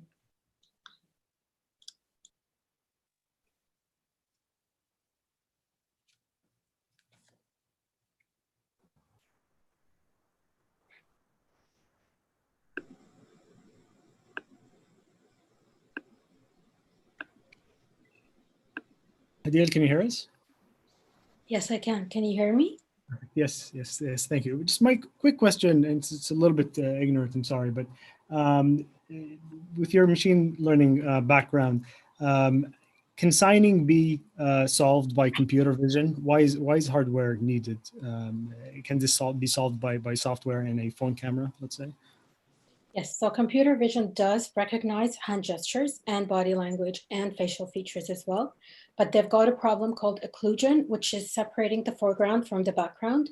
So it cannot exist in a mobile environment when you're out and about and you're moving. It's very difficult to be accurate outside of a lab in a very controlled environment, which defeats the purpose of giving the people the independence and the freedom that I want to give them using the glove.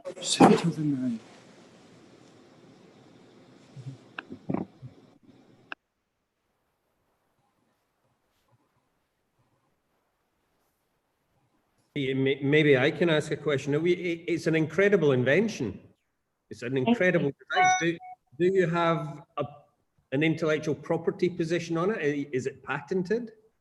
Yes, it is patented in the UK and as a PCT in several different markets that we're operating in today.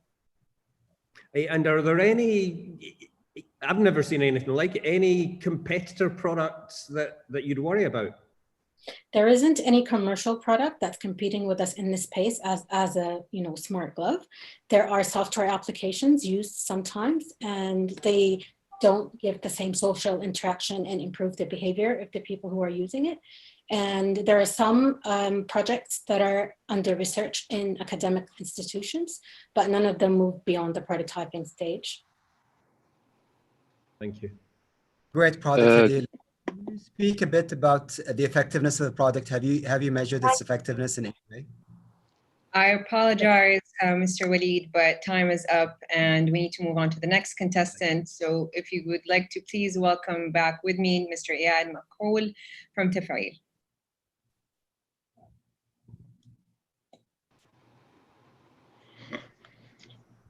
I guess I'll start with Iyad then. So Iyad, correct me, can you please help me here? Tefail seems to be an IT services company. Is that correct? Yes. Is there anything Tefail actually special? Yeah, actually Tefail, it's turnkey solutions of software and giving IT consultancy in-house. We developed our product Masar, which is a content service platform. Since Saudi Vision 2030 announced, we make sure and to be being active in the plan in terms of digital transformations for the government sector. And currently we achieved a lot. Actually, we have around 30 plus customers doing their business automations, exchange documents, routings, workflow through Masar platform. Joining YESSER program also, and it's already compliance with cybersecurity. Okay, thank you. Welcome.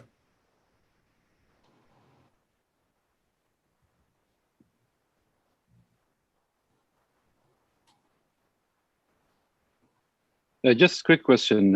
What is the fastest growing application you have? Sorry? At the moment. What is the fastest growing application you have from the collection you have? Yeah, actually, yeah. As I said, we built Masar product, and this is fast growing comparing to the market share for IT market value. As the vision, and we are expecting to reach to around $16 billion by 2022. Who's your target audience? It's a government sectors with different publics on sectors such like healthcare, education, and public services, mainly ministries also. Thank you. Welcome. All right, thank you again, Mr. Iyad. And now if you'd like to please welcome back Mo Lee from Peregrine Genomics. Thank you.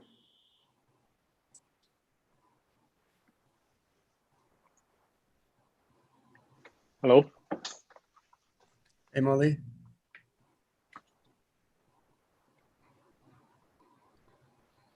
Mo, maybe I can go first. Is your service diagnostic or screening?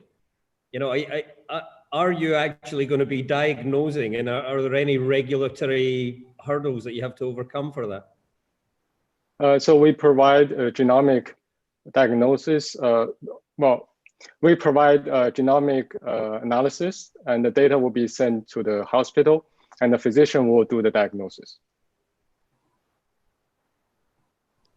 So no liability issues for you and the data that you provide? I assume so, yes. How do customers, do end customers, you mentioned the parents, for example, do they come to you or are they referred to you by their physician? Yes, so in the case I mentioned in premarital tests, and they will be contacted by the government laboratories, and they need to go to a facility to run this test. And we will try to sell our product to these government laboratories, so they contract us to provide the service. We are very fast, we're very nimble, and we hold this competitive advantage over the current providers. Can you talk a bit about the logic behind the pricing? Have you considered other business models? So I think the current model will help us grow very quickly locally. And other models, as I mentioned, we have licensing models and also providing certification to technicians so they can run our technology. So our technology has an AI, cloud-based AI component. We also have a hands-on molecular biology component. So we can run such a training program so we can grow outside of Saudi Arabia in a faster pace. Okay, thank you. All right, so time is up. Again, thank you, Mr. Mo. And now if you please welcome back with me, Shazad Gari from Talon Desk Control. Assalamu alaikum. Assalam.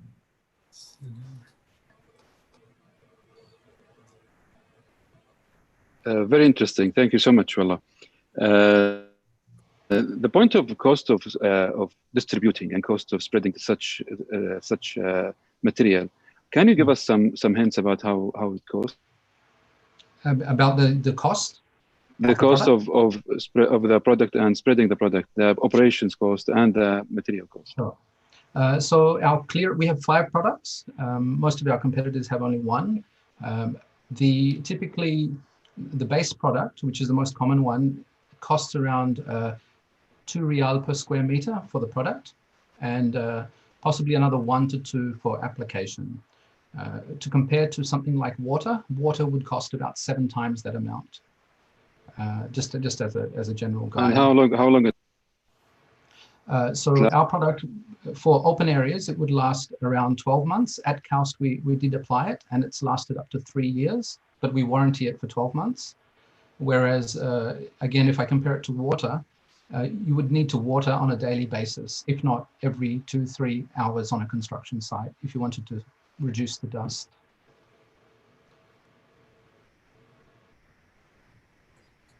I have a question, but this was fascinating, and I really hope it takes off and succeeds. I think anybody who lives in Saudi and knows the dust problems, sees the pain that you're solving. So thank you.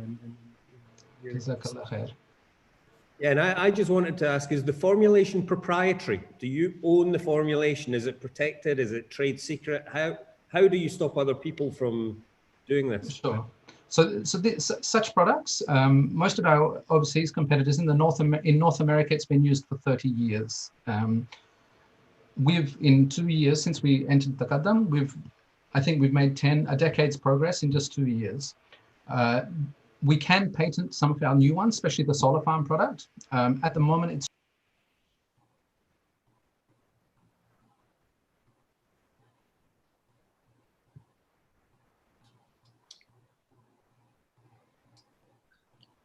So it seems that time is up. Thank you all very much for these inspiring ideas and insights. Before we move on to the last pitching sequence of the EWC KSA National Final, we will hear from experts on how entrepreneurs can survive in the midst of this global crisis. During the current pandemic, 45% of cash-strapped startup founders regionally have had to resort to changing their business models to survive. Let's hear more on how startups can adapt to overcome these pressures. Please welcome back with me Amal Dukhan and her panelists.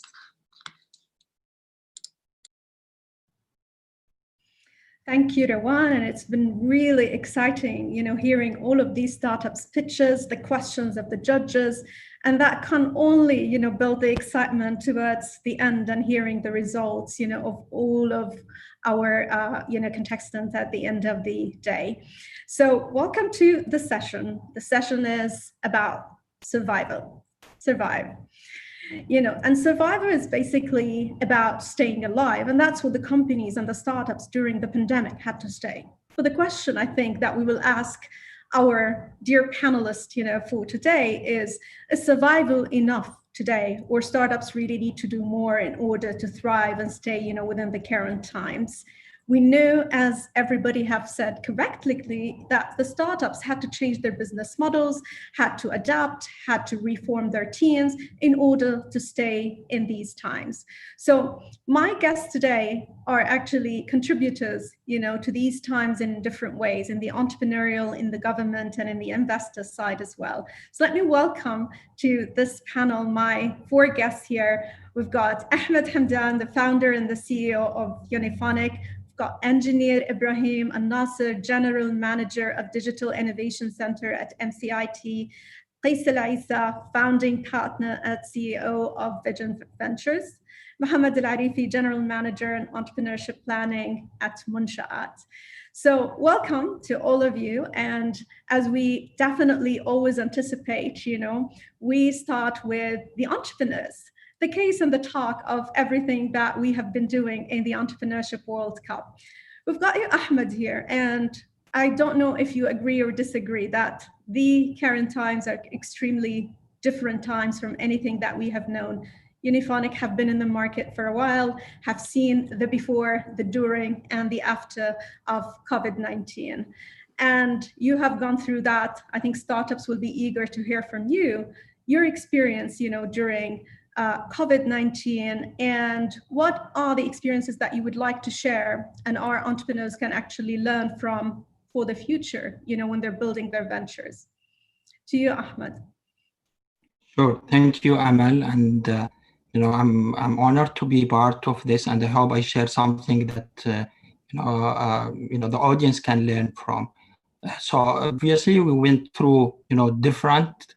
I would say crisis, and this is unprecedented, and it's something totally different than anything else that we saw since we started Uniphonic 14 years ago.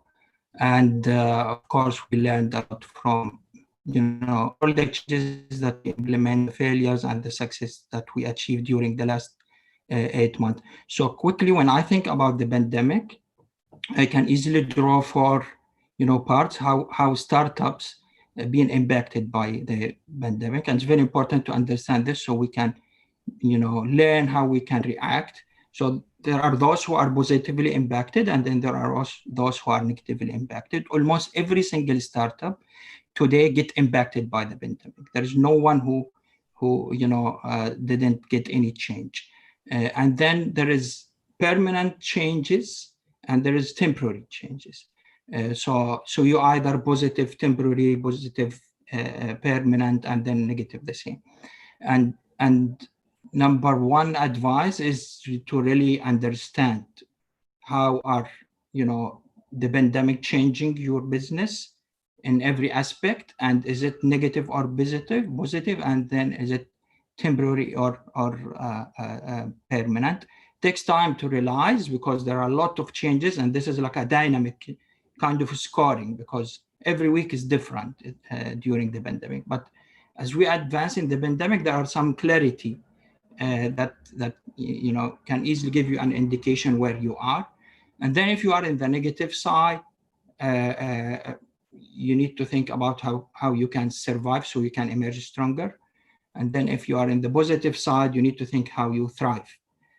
So you really take all the changes that the pandemic allow you to do, and then build a massive growth based on that. And I will share 2 quick experience, so I allow more time for my colleagues also to contribute. So we saw a positive impact that we think it will be permanent in the revenue side, because many businesses are relying more in the communication and digital communication. This is where we operate.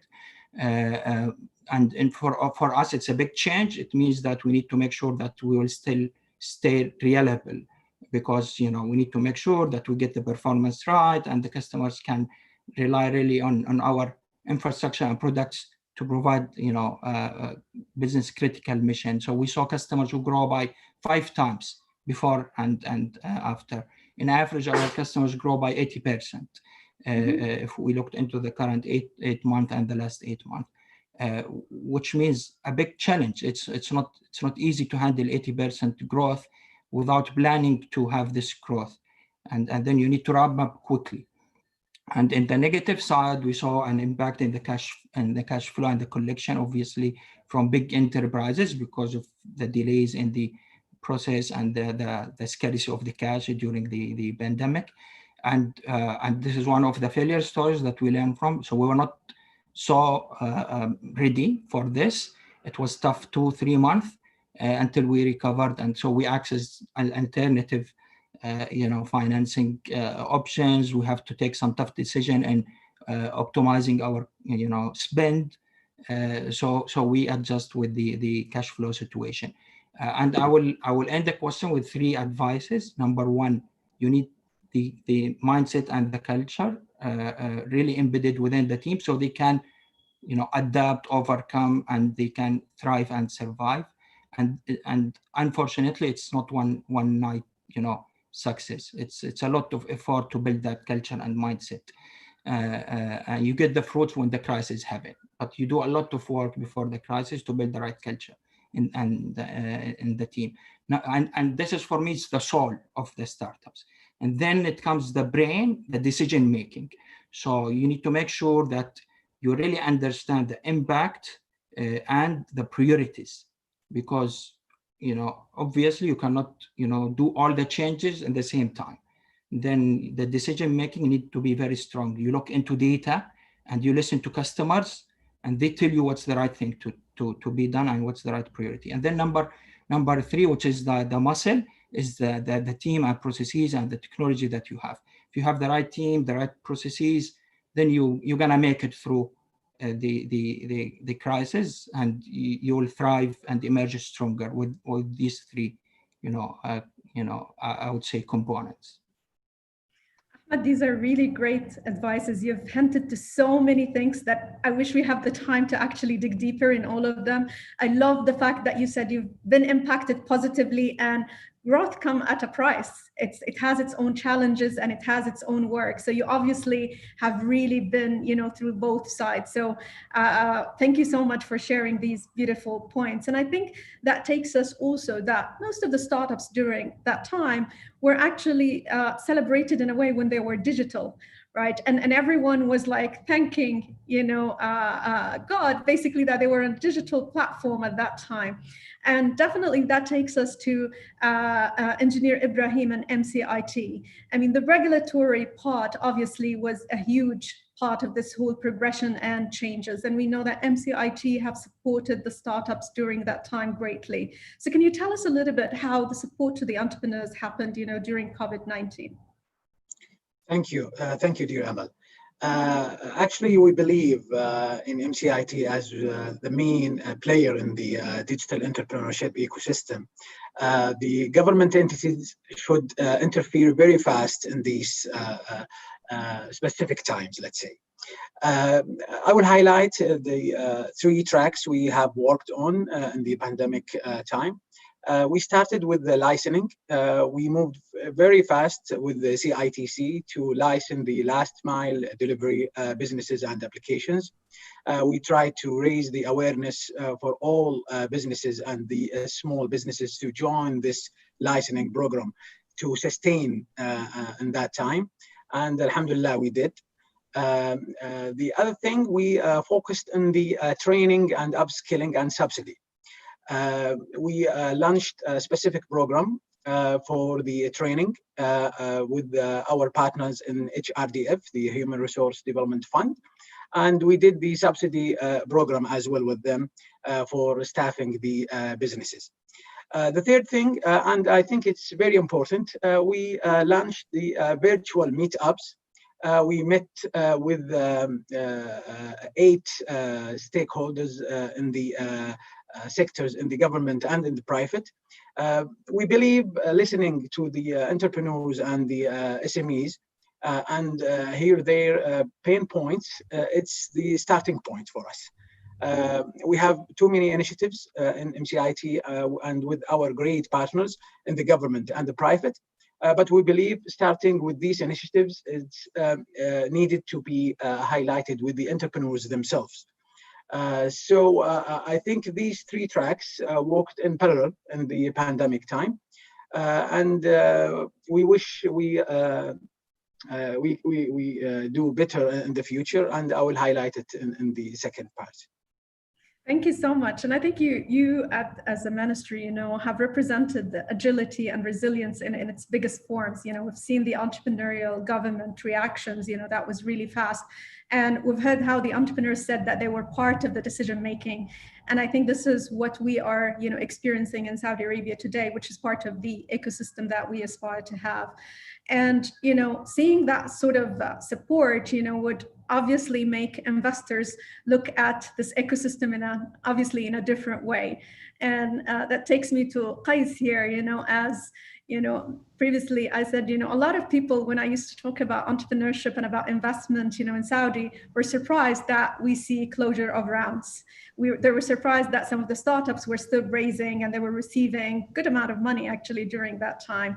So maybe that takes me also to you, Qais here, to share your experience, during the pandemic, and maybe your advices to these entrepreneurs moving forward, when they're fundraising. And you're an entrepreneur yourself, that you go really way back. So you take both sides. So if you can share that, that would be great. Sure. Bismillah, thank you, Amal. I'm glad to be joining you today with the esteemed guests, mashallah, tabarakallah, and seeing all those great startups pitch today. It's really inspiring. So I'm by nature more of an optimistic person. So I would like to take a different approach. I would say that I think this is a blessing in disguise. I would love to say that instead of saying survive, let's just say thrive, Frankly speaking, from our own experience, we've seen almost 70% of our portfolio companies thrive and benefit from this, what happened in the pandemic. The global ecosystem changed. The level of technology adoption in the region grew so much in these 3 months that it could have been jumps in the next 5 years that we would have otherwise waited for the next 5 years to achieve, Some startups, by the way, also were about, looking to die or were having very difficult times. And somehow the pandemic really gave them a shot of adrenaline somehow. It brought them really up and made them all alive. So, we had the case in one of our portfolio companies where, frankly speaking, before the pandemic, they were, in a sort of, moving towards a very stale state, no growth, and they were not looking very well. The pandemic, for one reason or another, boosted their numbers and made them, thrive again in unbelievable ways. So I like to take that side. Now, definitely there are, as Ahmed said, there are some losers in this. There are so many businesses and so many startups that have been impacted. And now it's the way of how you think in order to adapt to this new norm, let's say. Now, I think I saw all your colleagues said 3. The number 3 seems to be a magical number. So I will tip in my 3 tips today to startups. And they are taken from my own experience, from our own experience as entrepreneurs, as you said, for the last 20 so years, and recently since 2016 from, after being investors. So the number one thing, and I think it's really key, is communication. Communication is key to managing any disaster. Now, what happened is a disaster, by all means. Now, how you look at it and how you react, you can turn it into an opportunity or fail at that disaster, at managing it. So you need to really communicate well internally with your employees, and you need to communicate externally as well with your customers and partners to ensure that everybody is kept up to date, and you want to communicate regularly with everybody. Second point, which is also very important, is as probably Ahmed said, also about the runway, and you said that as well. Definitely cash is king. So you need to really ensure that you plan your finances very well. Do whatever you can. So instead of buying, rent equipment, for example, instead of probably it's wise to delay some hiring. Maybe it's better to change some things in the environment. So it's seek ways to really elongate that cash runway for your company. And last but not least, numbers. So I always say numbers. Keep your eye on the ball. See what's happening in your company every day. You need to be really aware of what's happening. I'm amazed sometimes that some founders and some CEOs don't understand the importance of numbers. Sometimes I say be obsessed even with the numbers. Really, you need to know what's happening. So what's your North Star metric? What are you after? And that changes from one stage to another. And what have we achieved today? What are the numbers that we have achieved today? So you can also plan for the next days ahead of you, and give your team a clear way of how to move next. I'll stop here to give others time to contribute. Thank you. Thank you so much. And obviously, entrepreneurs don't like to think of numbers at the early days. So talking about numbers make them, I think differently now. Start with numbers, end with numbers all the time. So, and that takes me again to Mohammed. And here, Munsha'at's role have been, an integral player basically during the pandemic, with so many of the services and the support packages that have been offered to the entrepreneurs and to the SMEs during that time that have struggled, during the pandemic.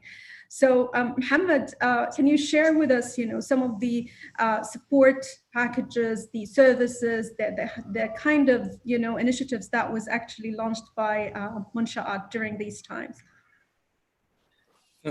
First of all, thank you, Amal, and thank you for the Entrepreneurship World Cup for hosting us here. And I'm very happy to be with my esteemed colleague here. So you previously mentioned agility and resilience, and I know that agility and resilience is not a luxury or a good to have, and the pandemic has proven that it's a must have and it's a necessity. Us as Munsha'at, we are an organization like all others that we're operating in a certain way, and after the pandemic we had to be resilient and agile, where we have converted all the different services that we offer to reach our target beneficiaries without the pandemic being in our way. So we've converted almost all the different services that we offer to be delivered electronically, virtually. We've launched a mentorship app that reaches tens or hundreds of thousands of beneficiaries during the pandemic time, which is very, very much needed during crisis. You need to always seek advice and mentorship. We've launched from capability building, the Munsha'at Academy, which was very active during the pandemic. We've activated our entrepreneurship culture and awareness and discussion to share knowledge, to share information between entrepreneurs during pandemic, share tactics, share what to do and what not to do through multiple events daily throughout the pandemic time. And of course, the government has pushed billions of stimulus packages to help entrepreneurs stay in business, to help them go through this cycle. Of course, some entrepreneurs will face it more difficult than others, and as my colleagues mentioned, some has benefited from this time or from this experience that they are forced in.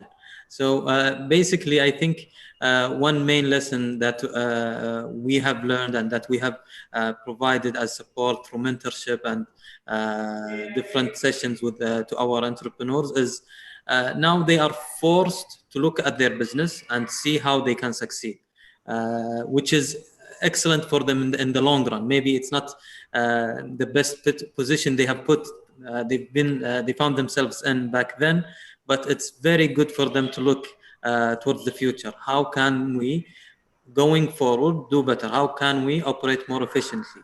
How can we generate new revenue streams? How can we move faster, make decisions faster? I think that is looking at the full half of the glass.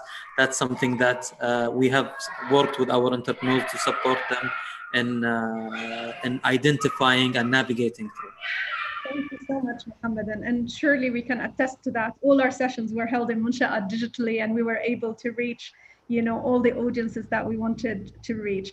So because our entrepreneurs are waiting in the next pitching session, but I do really want to benefit from you one last time, before we move forward to the pitches. Our time is really tight. So I'm going to give you a challenge. It's actually an entrepreneurial challenge. 30 seconds for each one of you to share, something relevant to what you offer. So I'm going to help you a little bit. So Ahmed, as an entrepreneur, if there is one or two or three words that you will say to any entrepreneur to remember always and stick to, what are those? Yes, so I was ready for that, Amal. So lead, I would say,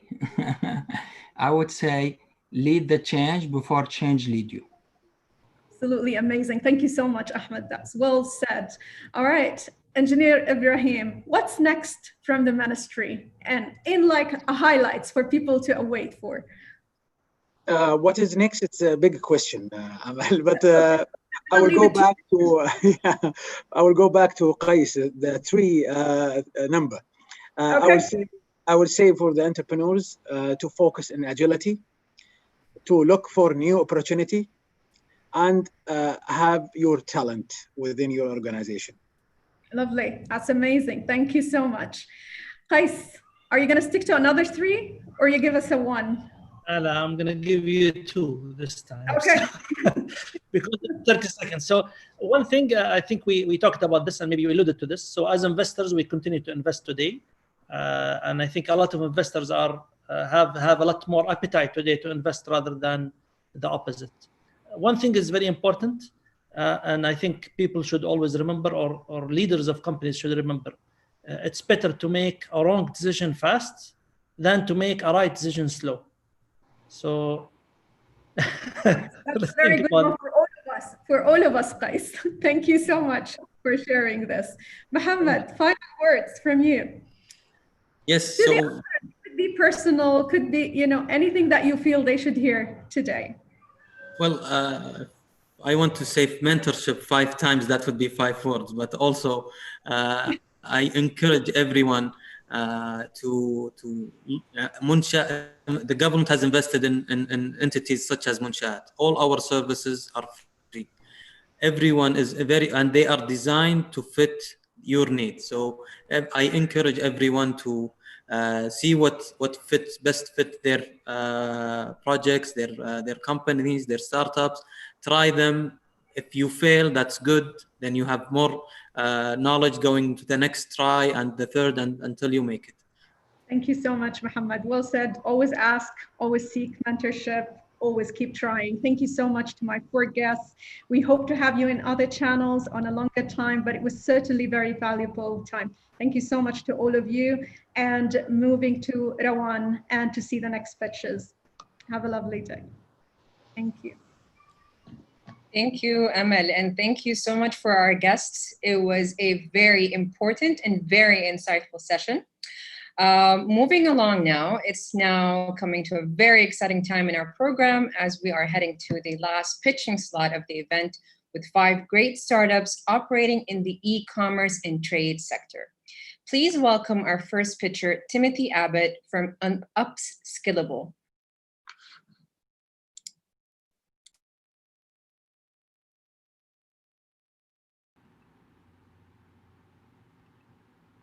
Hello, my name is Tim Abbott. I'm the co-founder of Upskillable and the Chief Product Officer.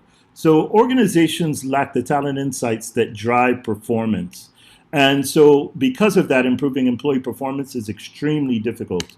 And so we decided to build a system that would allow us to leverage the power of data to build great teams.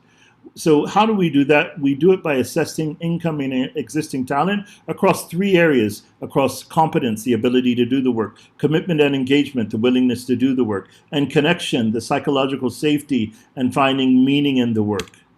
And so here's an example of an employer candidate job fit comparison across 3 dimensions: cognitive skills and personality fit. And here's a comparison of competencies by department.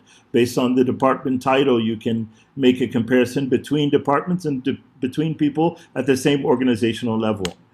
Here's some written instructions on areas of improvement of a particular individual. Our target markets are MENA and the UK initially. That market size is around 4.1 billion US dollars. The market landscape, what differentiates us is that it's quite unique in giving insights across various metrics that our competitors do not really assess against. So how do we acquire customers? We do lead generation, and then we do some qualification, then a little bit of pre-sales, and then we negotiate and close, and then give access to the system to our customer. So here are some of our customers. Some of these are repeat customers. Our growth is based on quarterly revenue based on our deals that we've won. We're at about $800,000 for this year. What our customers use Upskillable for is for talent acquisition, organizational transformations, L&D planning, and apprenticeship programs. Our founding team is Dr. Tagrida Saraj. She's the CEO and co-founder. I'm Tim Abbott. I'm the CPO and the co-founder. And Suhail Qureshi runs our UK office. He is our COO and co-founder. We'd like to thank you for inviting us to the finals of the Entrepreneurship World Cup, and we look forward to meeting you. Thank you. Thank you, Tim. Now let's hear from our second finalist of this last sequence. Please welcome Hiba Al-Shaki from IFF Machines. Hello, everyone. This is Hiba, and this is Kubo, our mini educational robot for kids.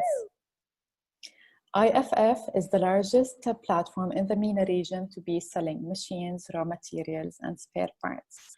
It's definitely a very easy decision these days to make an online purchasing decision, but not when it comes to buying a machine. Let's take Sarah for an example. Sarah wants to start her own business from home with a limited budget, but she's worried about the Arabic language, maintenance, training, and this is where we come in. We're gonna guide her through the process to see what's right for her. So as IFF, we do a localized procurement platform for machinery and materials and spare parts with after-sales services. Let's take another case study. Ar'ar, Fab Lab from Ar'ar. He needed to set up his lab. So with us, he did not need to travel or did 50,000 riyals. They got delivered within a week, and he got on-site training services. At the moment, we provide over 1,000 products of machines, raw materials, and spare parts, and of which are exclusive to IFF. Knowledge and know-how is power. We're bootstrapped, and we've made, with almost 0 paid marketing campaigns, 50 million riyals in sales. We've supported lots of entrepreneurs across the region to start or improve their own businesses.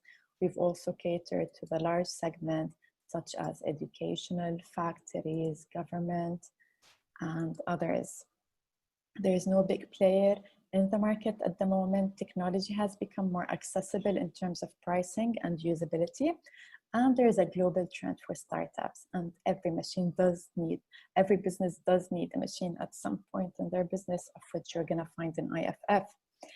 A customer's journey starts with a machine. After that, he has to come back for consumables. Also, IFF we do import and store goods in our warehouse here in Saudi Arabia. We are the only ones in the region to be catering to both a big catalog and after-sale services. Me and Anmar have been working together for over 6 years now. We're a team of 12 and hopefully growing. Our vision is to become the leader of this segment in the market in the MENA region. These plans are already under progress. And this is all. Thank you very much for your time and hope to see you soon.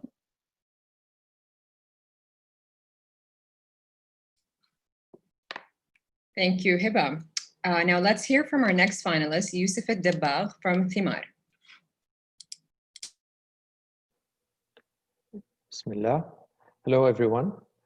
My name is Yusuf Al-Dabbagh. I'm the co-founder and CEO of Thimar, a fintech startup. SMEs have limited access to liquidity from traditional channels due to the lack of financials reports requirements and collateral. And they are the backbone of any economy, so their rejection affects the whole ecosystem.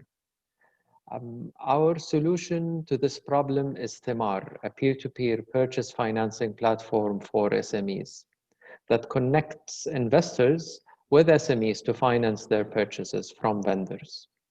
The market opportunity is being propelled by Corona, as it made it even harder for SMEs to sustain or have access to liquidity. And as well, regulations, as a financing license has been a recent requirement for any company that wants to sell on installments on one side, and on the other,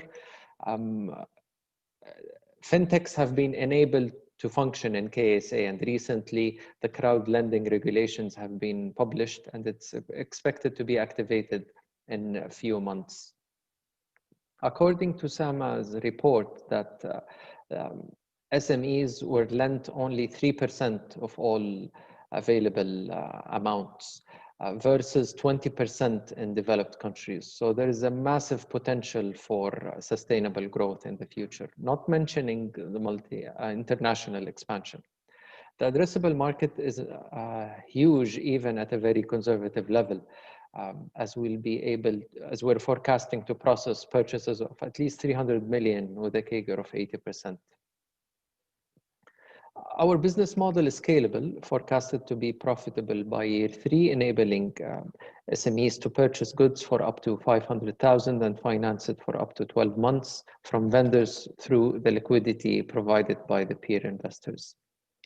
Monetization takes place in 3 places, starting with the success fees, then the negotiated discount with the vendor, and lastly, the APR, which is shared with the peer investor.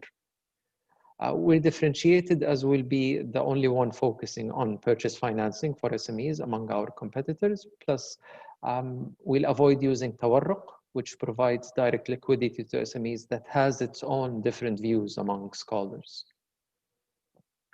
Our team is seasoned entrepreneurs, mature with diverse experience covering banking, corporate lending, digital marketing, development, IT, and corporate law. At the end, let's expand SMEs' runway and increase their chances of success. Thank you, and happy to answer your questions. Thank you, Yusuf. And now, if you'd like to please welcome the 4th finalist of this sequence, Abdullah Al-Mazroor from Miqyas. Assalamu alaikum. Abdullah Al-Mazroor, founder and CEO of Miqyas. Thank you for having me. I love shopping online. It's just very convenient. So many options that get delivered right to your doorstep. But although it's convenient, there's a big problem, which is the clothes we get just don't fit. So the return button is clicked. And what bothers me even more is that bespoke garments like thobes, abayas, we can't even buy those online. This is more of a stressing problem to a bespoke garment retailer, since they cannot take advantage of the fast-growing fashion e-commerce market.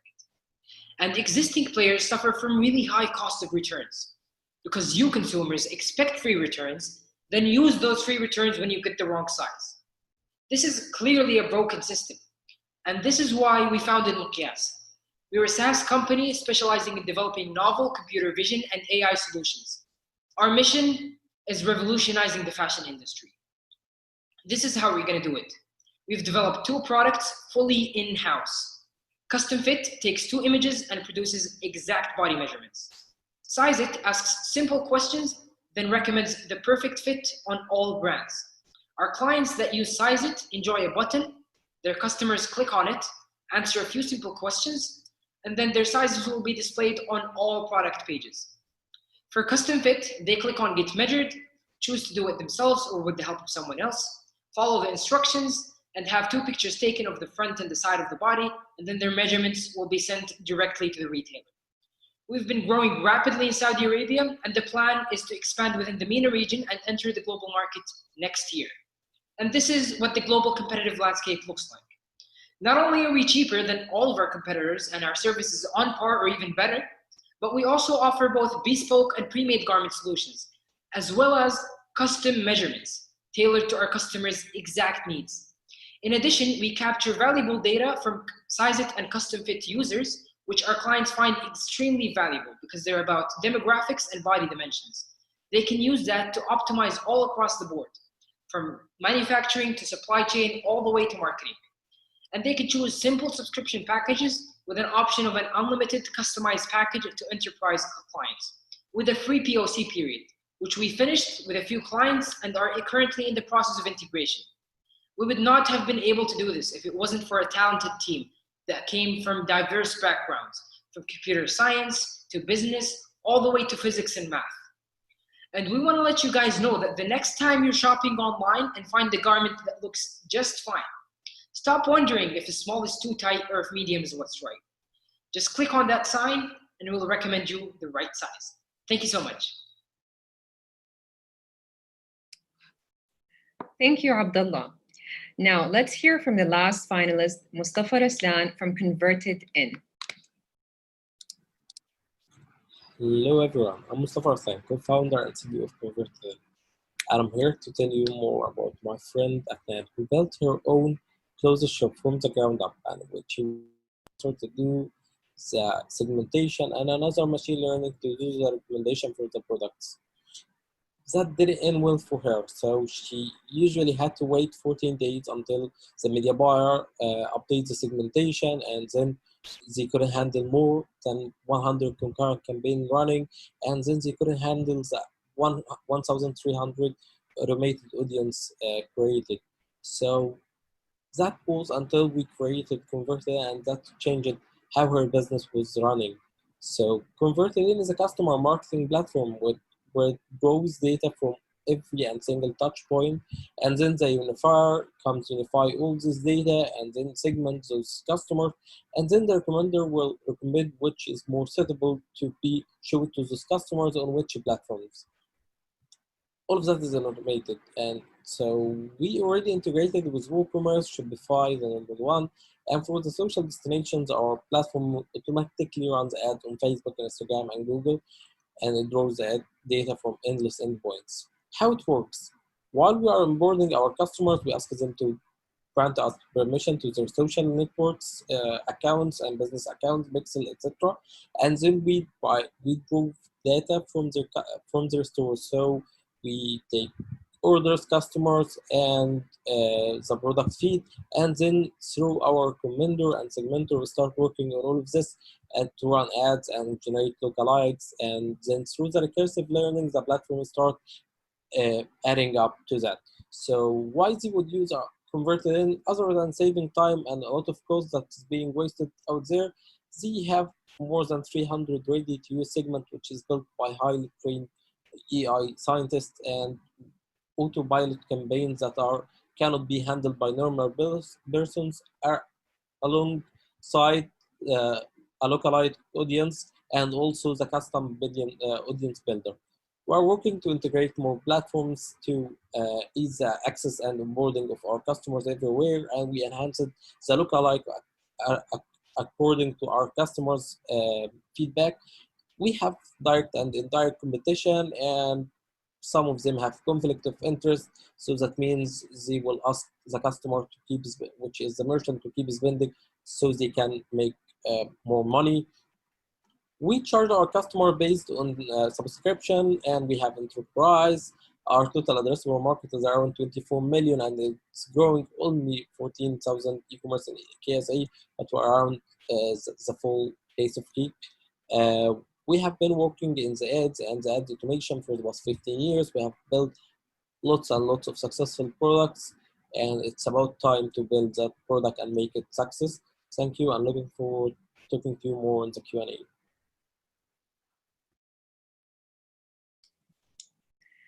Thank you so much, everyone. All these amazing ideas are very intriguing and very interesting. And now it's time for the Q&A with the judges. So if you please allow me to welcome back the judges and Timothy from Upskillable.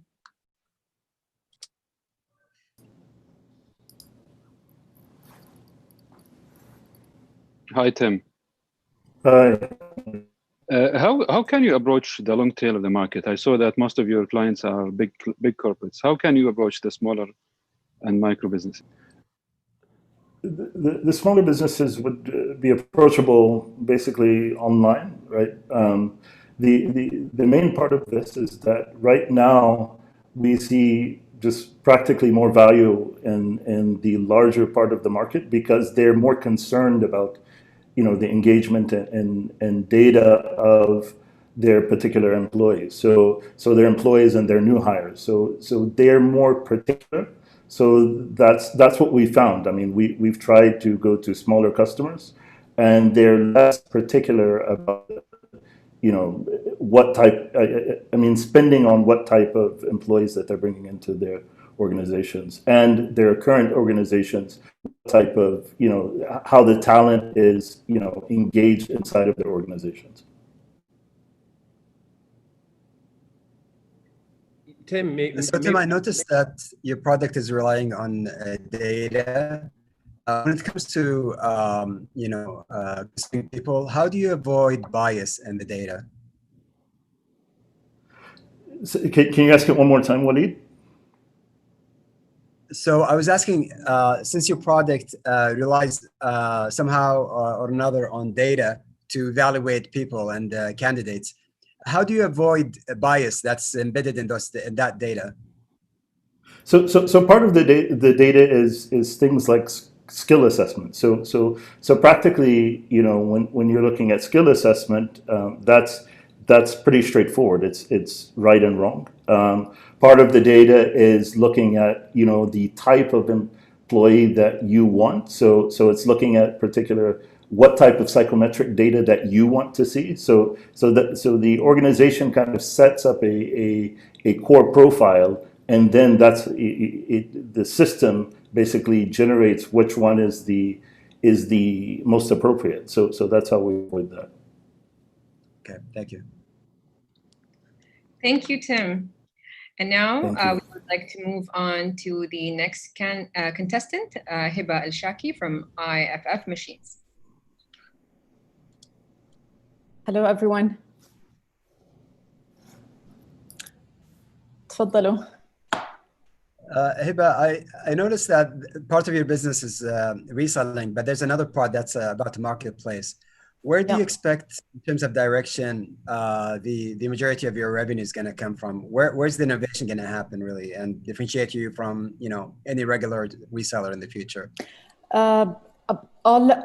Currently in Saudi, all the resellers, they have very small catalogs. And I noticed that part of your business is reselling. Oh, I was hearing an echo. Okay, all local businesses here in Saudi have very small catalogs and they have very poor operations. So we're doing both a big catalog, after sales services. We're covering both. In terms of what's more feasible, it will depend. We see a marketplace as only to cover all the resellers in the region, like someone who had wakala for an agency for over 30 years. But definitely, we're not going to become an agent now. Especially with European brands, they respect a lot agency terms. So they become a marketplace, and we only do it with verified resellers. Of course, it's not an open system. So most of the revenue would come from our stock and the drop shipping, but mostly our stock. And we do have exclusive brands. Thank you. Can I ask, how specialized is your inventory? And what's your top selling product? Our top selling product are laser machines. For over 5 years, top selling technology. At the moment, we're specialized in light industrial equipment. So it's laser machines, CNC routers, robotics, 3D printers, any computerized machines that are not humongous, very small part of a production process. Thank you. Hey, but what can increase your sales by 10x, let's say? What would you need to increase the size? Diversify our catalog, introduce more brands, and sell to the MENA region, both. And we need availability of stock because we're almost always out of stock. Interesting. Sorry to hear that, but time is up. Thank you, Heba. Now, please welcome back Yusuf Ad-Dabagh from Thimar. Hello, everyone. Hello, Yusuf. Why you don't provide money to the Lindees without going to the buying process? Thank you for the question, Omar.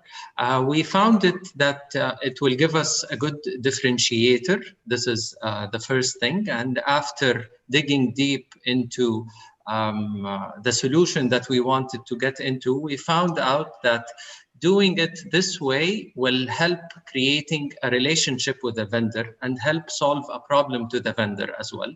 Plus get out from utilizing tawarruq, which has its own issues among scholars. So we will be buying the equipment or assets and then reselling it with a profit, murabaha. But don't you think that this will slow you down? You are correct. It will slow us down from one angle. However, introducing this new party of the vendor will give us a faster access to market, as we are already in talks with big players in the steel industry, in the textile industry, and in the power industry, and we are planning to sign with them MOUs as they're planning to introduce us to their small customers, as we will be considered to them more of a sales engine. So it's both ways would work, and already we have competitors who are doing great, however, approaching it from that angle that you were talking about. So Yusuf, financing SMEs comes with a certain degree of risks. Is there any kind of innovation that you and your team did here in this area to mitigate risk for you and your investors? Yes, firstly, we're here not to eliminate risk. We're playing a bit with risk. We'll try for sure to reduce it through an innovative credit risk policy, to be able to include ways to assure that we would be able to get or retrieve whatever it's possible if anything was defaulted. And the first thing is that we apologize, Yusuf, but it's now to move on, and we would like to welcome back Abdullah Al-Mazroor from Miqyas. Assalamu alaikum.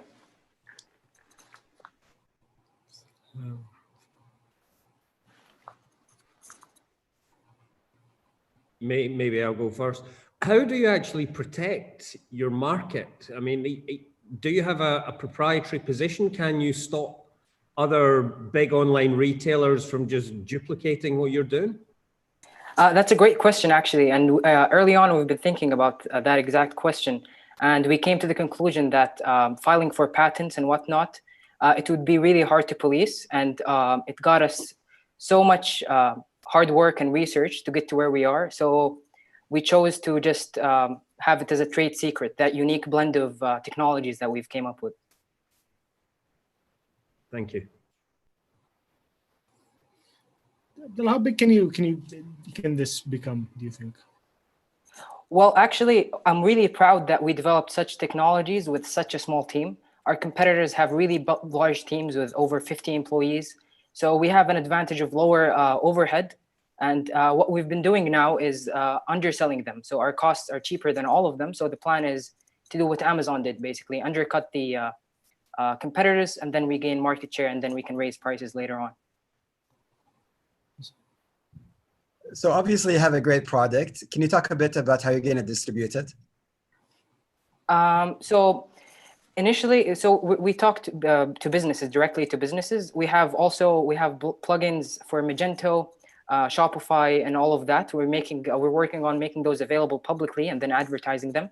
So we expect to have both a passive income from people who just stumble upon our products on these marketplaces, and as well as contacting big players and giving them a free POC period so they can try our product and make sure that it's actually great. And then we offer also a free month so that they can see that the ROI that we claim will provide is actually what they will see. Right. Thank you. Any accuracy measurement?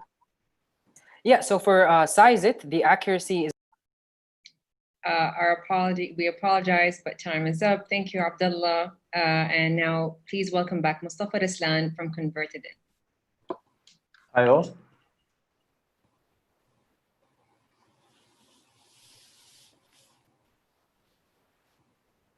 Hello, Mustafa. Hello, Mr.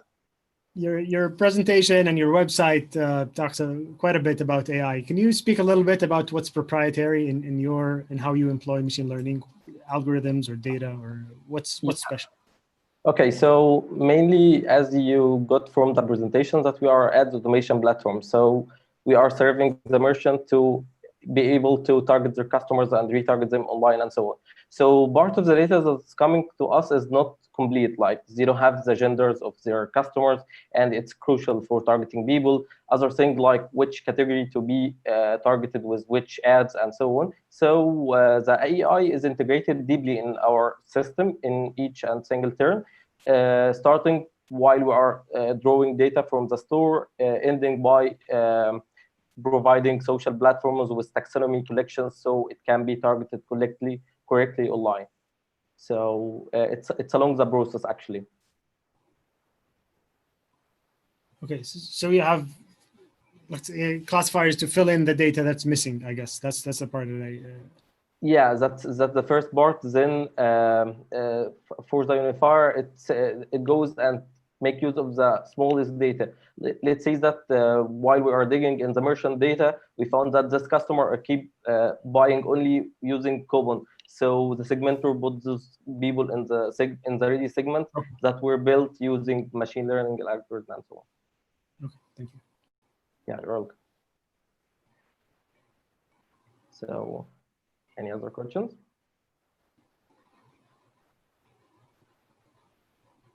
Actually, yeah.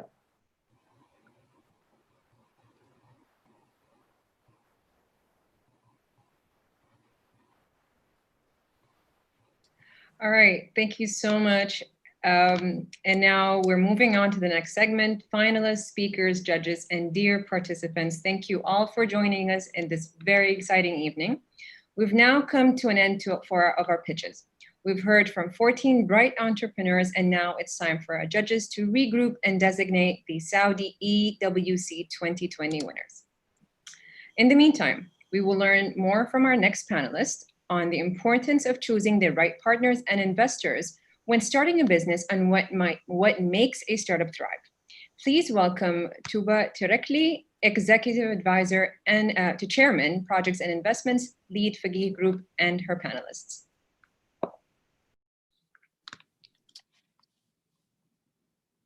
Good evening, everyone, and welcome to our panel. Today, we are very blessed to hear about Saudi Arabia's leading role in the global entrepreneurship ecosystem and the results of the recent Global Entrepreneurship Monitor report, as was released early this week. And in addition, we have 14 bright finalists for this competition, prominent judges, and thank you for everyone who's organized this, because I have two amazing guests, Dr. Mazen Zaidi, who I'm very proud to know from earlier on, while he was in Sagia, and right now he is the Director of Innovation and Entrepreneurship in Ministry of Investment. He is a leader and a pioneer of engaging foreign investors and entrepreneurs in the VC community here in Saudi Arabia, and highlighting the opportunities that are here for foreign investors and Saudi entrepreneurs. As well as he is the leading person in getting soft bank vision fund companies to enter into Saudi Arabia. And he's also a board member on Global Entrepreneurship Network. Welcome, Dr. Mazen. And our next speaker is Engineer Mohammed Jarallah. Engineer Mohammed comes from a private sector background of many projects in many variety of sectors, and is currently the GM of investments in Riyadh Valley Company. As you might know, Riyadh Valley Company is a semi-government or privately owned version of investments under King Saud University. And both are impressive in their lineup of entrepreneurs that they have supported. So gentlemen, as you have heard throughout the sessions today, and we've been witnessing in 2020 what has been going on, what exactly happened? I mean, this is the most progressive year of Thrive there is, with 102% rise in investments compared to the same period last year. So is it because of government support programs? Is it because our entrepreneurs got brighter? Or is it because there's a need to find innovation? I just want to ask you these questions. Dr. Mazen, can we start with you, please? Yeah, definitely, Tuba. Oh, first, thank you so much. I'm happy to be here with you today. So I think it's more than, there's more than one element to this. One of them, of course, is the Vision 2030 and the opportunities that have been showing on the surface, the huge demand of the market. But of course, the whole wave of the entrepreneurship, when it first started, let's say about 10 years ago here in Saudi, I think what enabled it more and kind of pushed it to what we've reached today is more of the government enablement that has been happening in the last couple of years. There is a lot of interest from entrepreneurs. Actually, they're having these success stories, as Kareem as well, and also the interest from the investors now. The number of VCs that we have also in the region. All of this kind of helped in having these amazing deals, whether in Saudi or in the region in general. Thank you. And to validate your point, there were days we had 1 or 2 VCs, and today we have dozens of VCs. So we're very lucky. And I want to ask Engineer Mohammed, how do you feel? What's happening? What's making the ecosystem so alive right now? First, thank you for having me, Tuba. And well, I think I concur with you and Dr. Mazen that this has been happening for the past 10 years, but we've only now are seeing the results because it's an aggregation of all aspects from the government and from the private sector. And what we've been seeing happening is increased number of VCs, increased number of incubator and accelerators, and increased number of entrepreneurship. And I think we've now passed the learning curve where we can produce something that we can get at least some kind of research or some kind of idea to the commercial market. This attracted investors alongside with the support from the government, which was very obvious in Vision 2030. It has a dedicated section in 2030. So I think all of that contributed to what we've been seeing today. And I think what we've been seeing with the exits with Kareem and Souk and what's going to be happening in the future, and I think also with the efforts of the Saudi CMA and Dawla and Numu markets, will have exit options. And once all of these are there, I think our investors will be very excited into taking on risk, because they can see light in the end of the tunnel, and they can see ways where they can take these ideas into the market and make money for themselves, and also bring in the technologies to the masses. Well, I fully agree that, as we have seen in the pitches as well, most of these companies have taken years to mature to a level where they have gained traction and solid partners and teams. And with that, I want to ask Dr. Mazen, you've done quite a lot of matchmaking among partners, and partners are not just the co-founders, but also the early sets of investors. What's the magic mix? What should we see more of, in your opinion, when it comes to partners? So I think it's for talking about as entrepreneurs, if you want to look at that kind of partnership, it always comes to having the two sides of the business and the tech. For a period of time, we're more focused on the business side. There wasn't a lot of focus on tech. Most of it was outsourced. Now I think entrepreneurs understand it more, that they have to have a tech co-founder, and this has been happening in the last couple of years. This kind of combination, which is the right combination actually. And when it comes to partnering, even with VCs, as you mentioned, we've got a good number of VCs in Saudi, in the region. VCs have been trying to provide more than just capital, but smart capital.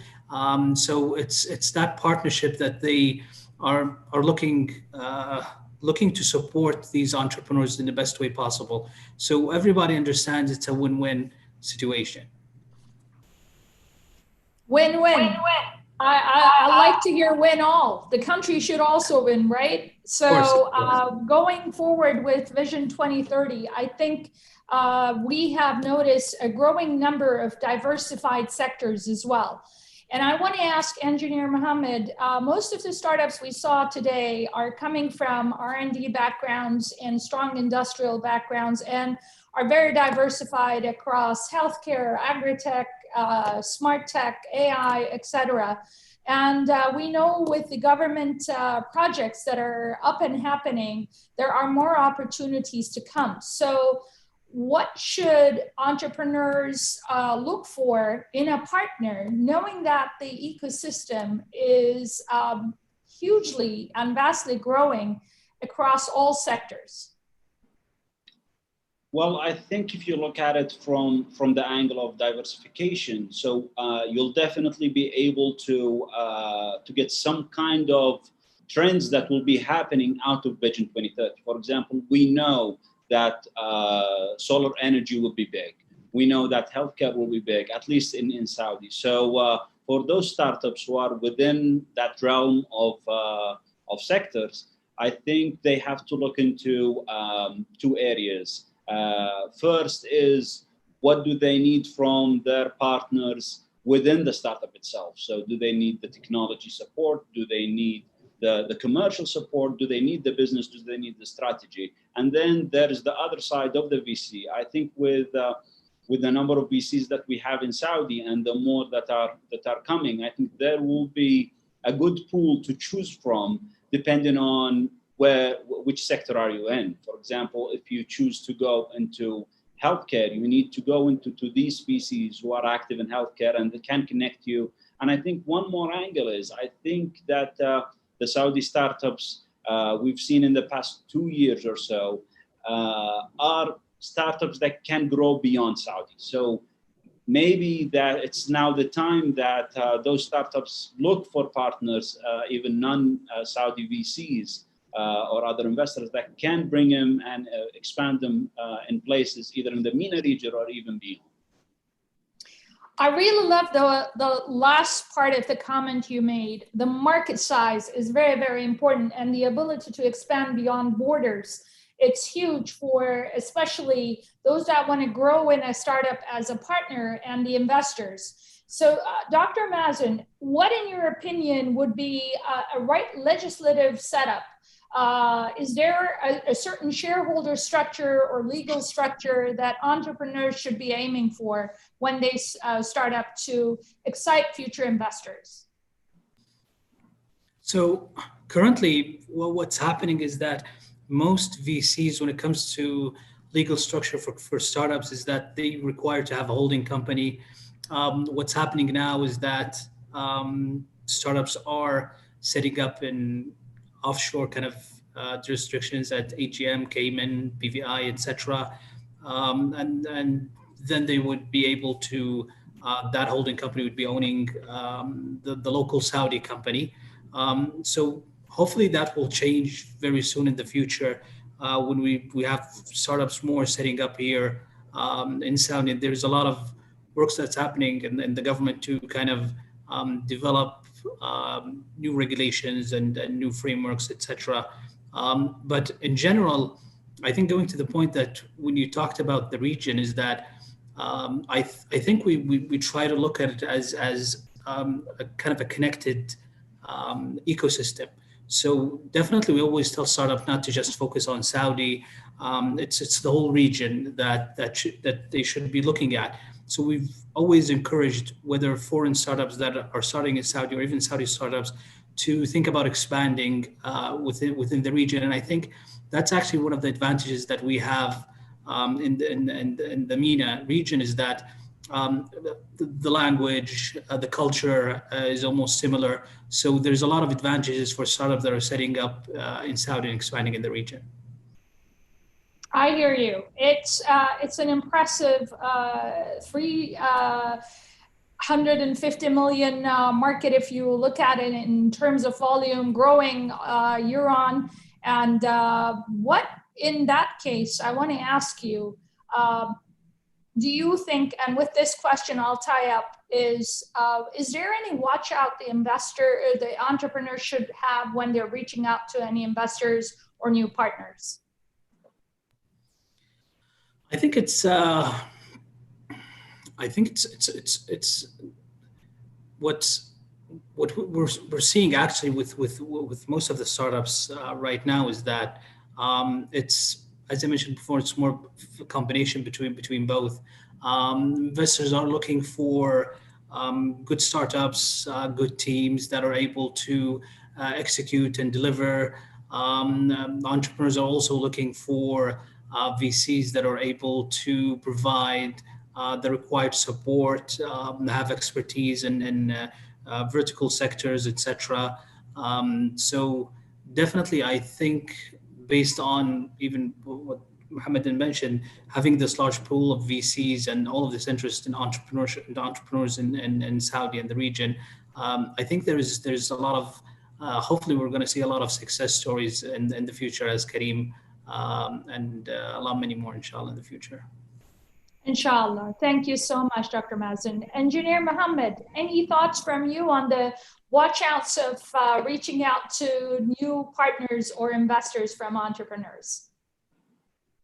I think probably they should look for investors that align with their strategic goals. And also in that sense, they also should be watching out from strategic investors who are big players in the space they're in, because investments from such investors in an early stage might affect their follow-on investors to join in. We've seen this case in a couple of investments we've looked at. But I think if the strategic goals are aligned, I think that they'll be in good hands. I really appreciate both you gentlemen and your thoughts and guidance to entrepreneurs. As you have rightly stated, choose your partners and investors wisely and carefully. It does alert your follow-on investors and future partners as to your ability to make the right decisions.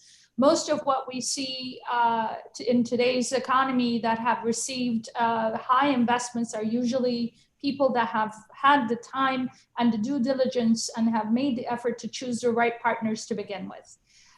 Wishing everybody in the competition all the best. And with that, I would like to hand it back to our dear MC, Rowan. Thank you. Thank you, Tuba. Thank you so much for our guests and panelists. Great session, everyone. We're only a few minutes away from knowing who the EWC KSA winners are. But before that, we will hear a few words from some of last year's EWC KSA winners and what they have been up to this past year. Please welcome Ms. Mark Tester, co-founder and CSO of Red Sea Farms, and Wael Kabli, founder of Cura.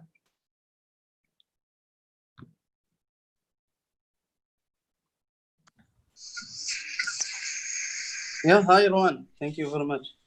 Hi, nice to see you.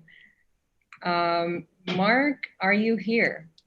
I am here, and thank you very much for inviting me to join. It's an honor to be here.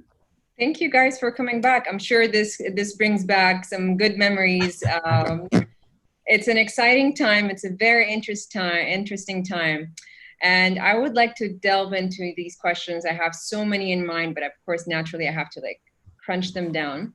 I think my first question would be, given your experience with EWC, how has your business thrived and evolved in the year since you've participated?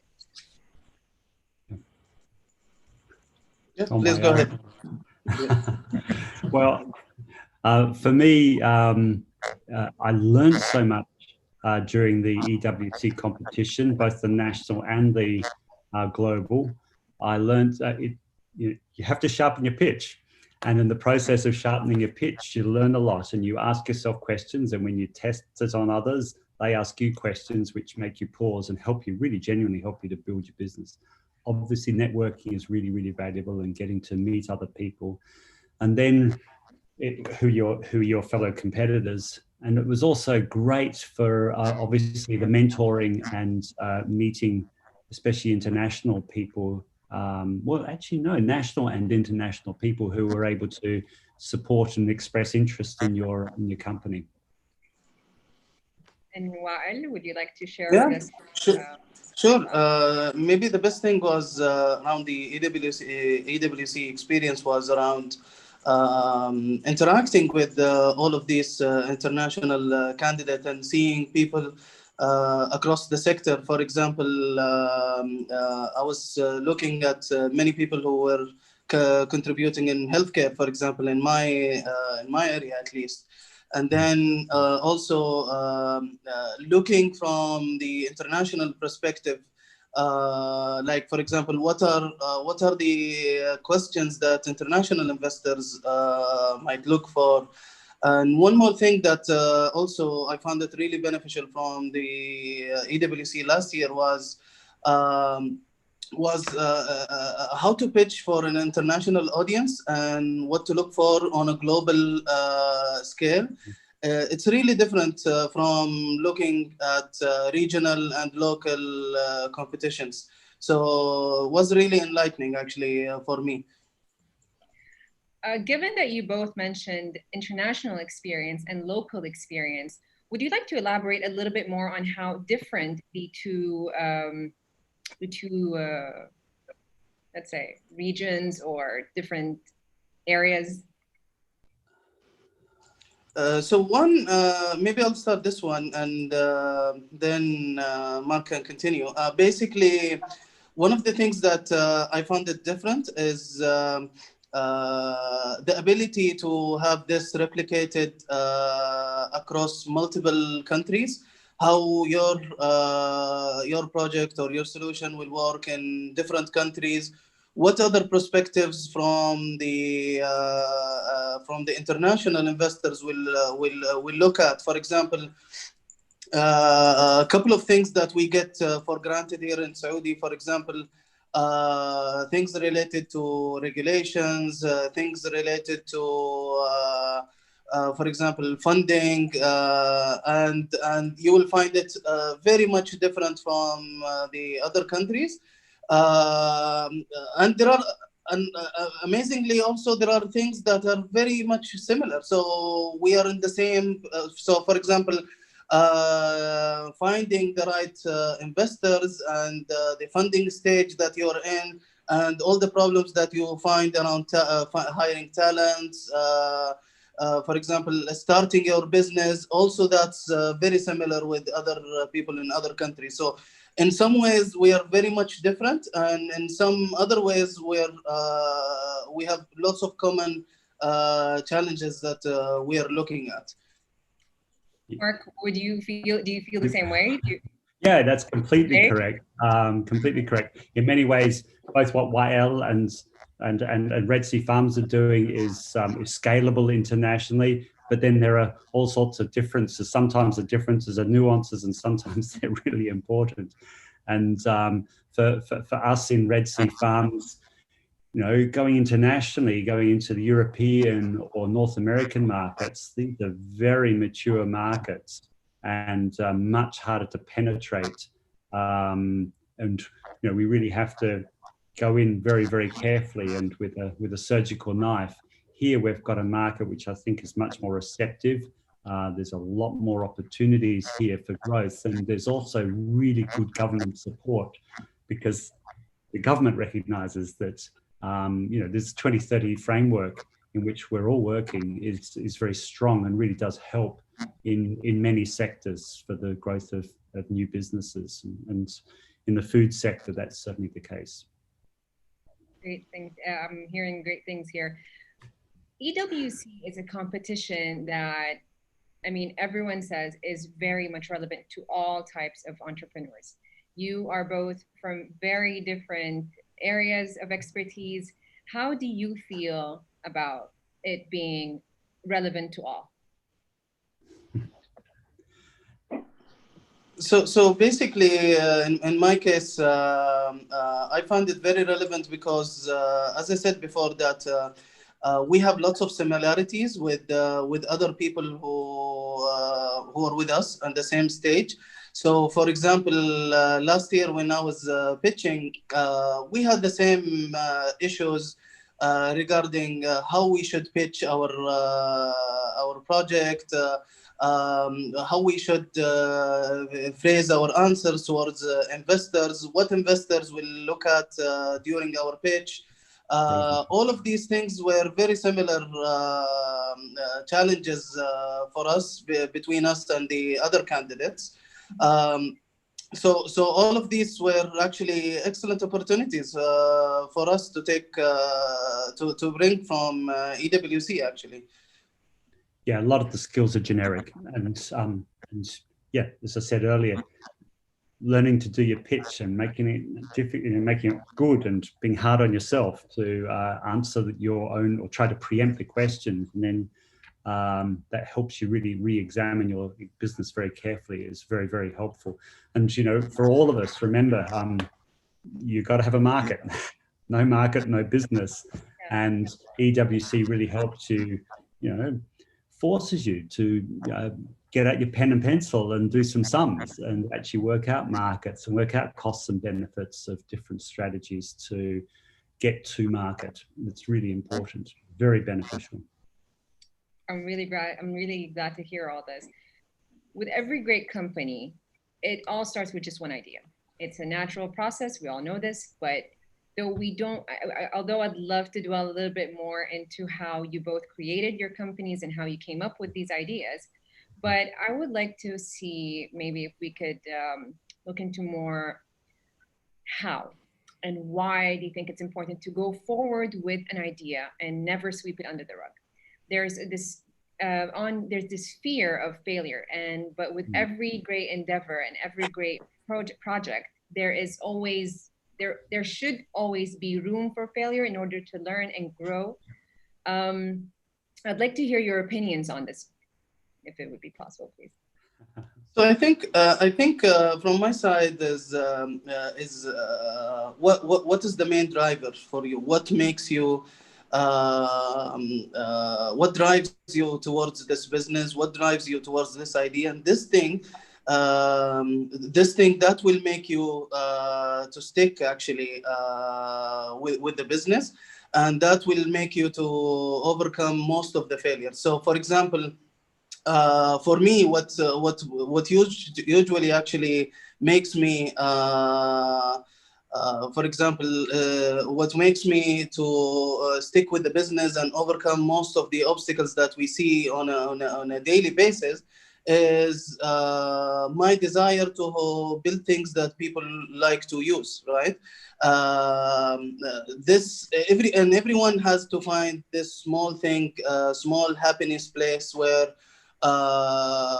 that brings happiness to him, and you stick to that place, and that thing will make you continue and overcome most of the challenges. So every time that I see people who are using my products, those teenagers who we are helping to overcome depression, for example, mothers who are trying to follow up in their pregnancy, and lots of others who are trying to reach out to doctors and not being able to reach them, and then they are getting help through our products. And I read these nice, handly written comments from every one of them. That makes me actually happier, and will keep me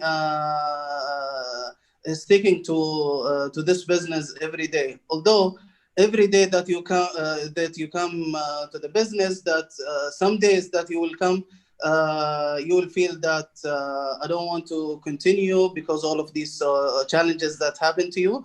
But again, you go back to that place that makes you stronger, and you go back to your business and continue. That's wise words, Wael. Wise words. Mark? Yeah, that's right. That's great, Wael. And Cura's lucky to have you. And that's a good company, clearly. No, I mean, you have to thank you very much. Be absolutely not afraid of failure, but equally don't be reckless, and be excited but not overexcited. Be confident but not too confident. Be optimistic but not too optimistic. You must be self-critical and incredibly hardworking. And yes, believe in what you're doing, but also, I mean, do use your instincts as well. Be confident enough to use your instincts. And, one, I think, very important thing is if something doesn't feel right, you get a niggle somewhere, there's something, you're making a decision. I was doing this very recently, actually. And then I just thought, this doesn't feel right. And, if it doesn't feel right, it's quite often isn't right. And so do follow those instincts. So yes, be optimistic, hardworking, excited, optimistic, but balance it and be self-critical and hardworking. But don't be afraid to fail. Be careful with your money as well. Don't spend, don't get over, I've got money. Be careful with it. Every penny in those first days. A cent saved now is worth $1 in just a year or two. Yeah. Since you mentioned the money, maybe I'd just like to add one more thing, which is failure. Fear of failure is something also good. It's not totally bad. So it is that one thing that makes you choose the right business model. It is that thing that makes you alert every day. And the most important thing, this is the fear of failure makes you answer the most important questions about your business. So why do you exist? What are you solving? What market I'm addressing? And you ask yourself these questions every day, right? That's the fear of failure. It can be used on a really good side, right? Well, of course, you as finalists from last year's event have good enough knowledge and quite enough experience to tell everyone and our future entrepreneurs of what to expect. And I would like to ask maybe what advice would you like to give for future entrepreneurs and to our contestants and our finalists that will be announced very soon? One of the things that I wish somebody told me actually before I joined, maybe that's one of the curses that you get because you're in the first batch. After you finish the contest, the community that happens all over around the year, the community that is created, it is one of the best communities that I ever saw. So the amount of resources that is available to you, online resources, mentors, and these lovely weekly sessions that we get after the contest. This is one of the things that you should be utilizing very much. And this applies for all, for winners and also the people who didn't, maybe they're not in the top 5 or the top 10. I don't know how it goes this year, but anybody who will be part of that community will be benefiting very much. So that's one thing. The other thing is actually winning is very important, but that's not the goal. That's not the final goal. Your final goal is make your business working, right?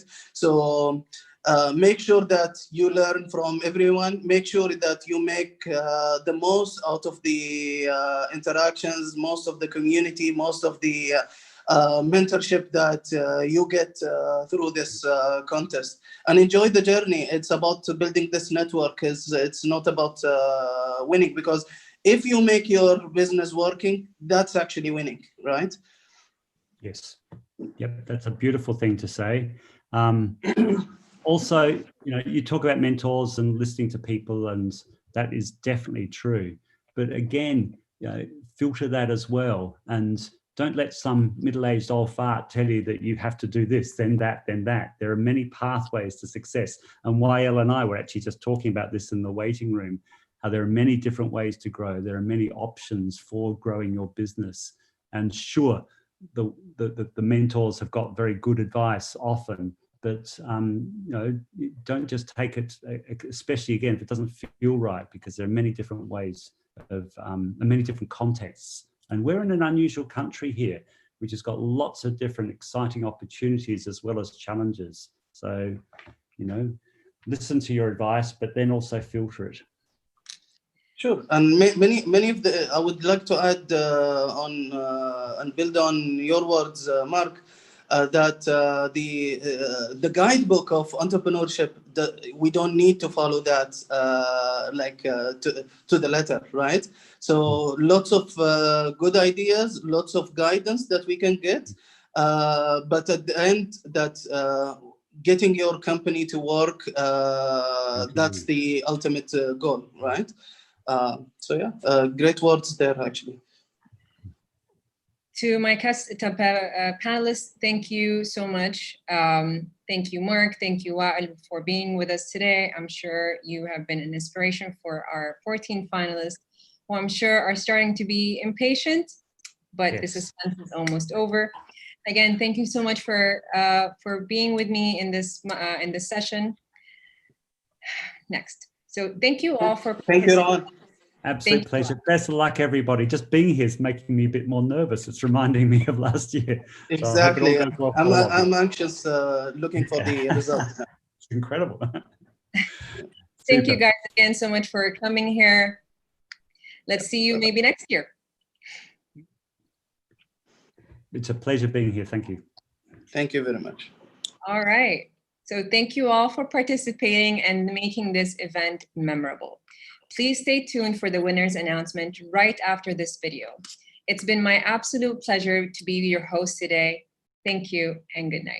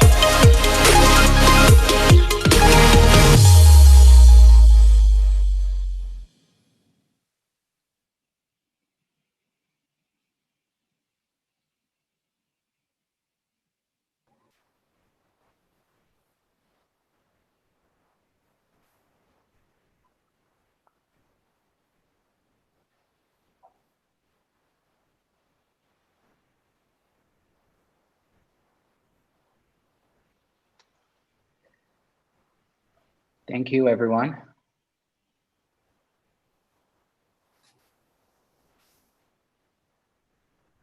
We're gonna go now to the announcement of the winners. We're very excited to start. And for this, I would like to hand it over to my colleague Jihad for the first announcement of the winner. So this was not an easy deliberation between the judges. So the winner number 6 I'll be announcing is Miqyas. Congratulations.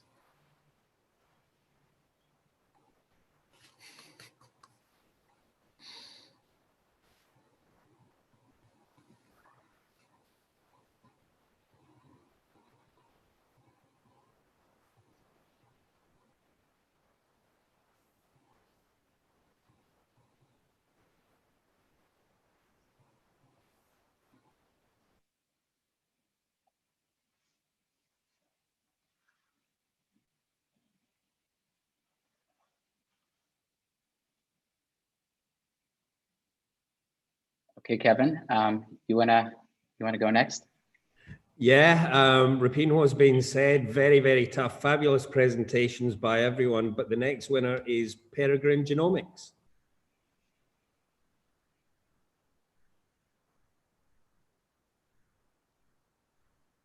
Congratulations.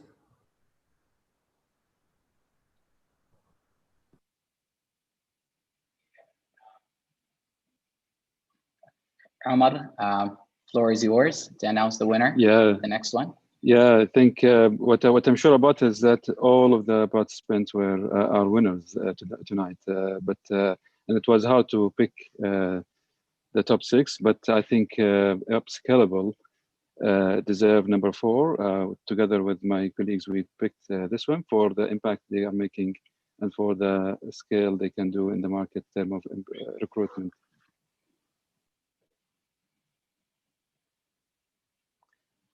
Thank you so much. Walid.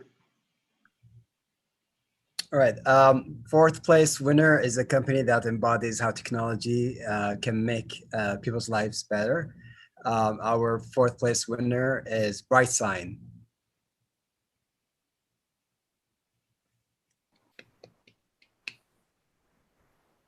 I think that would be 3rd place, right? Yes, that would be the 3rd place. Oh, just 3rd place. Yes, thank you. And next, Amal. Well, then the 2nd place winner, and if I were live, I would have really yelled super high, with your name, and we would have held drums, and everyone, so we can envision it. But the 2nd place winner is Edama. Congratulations.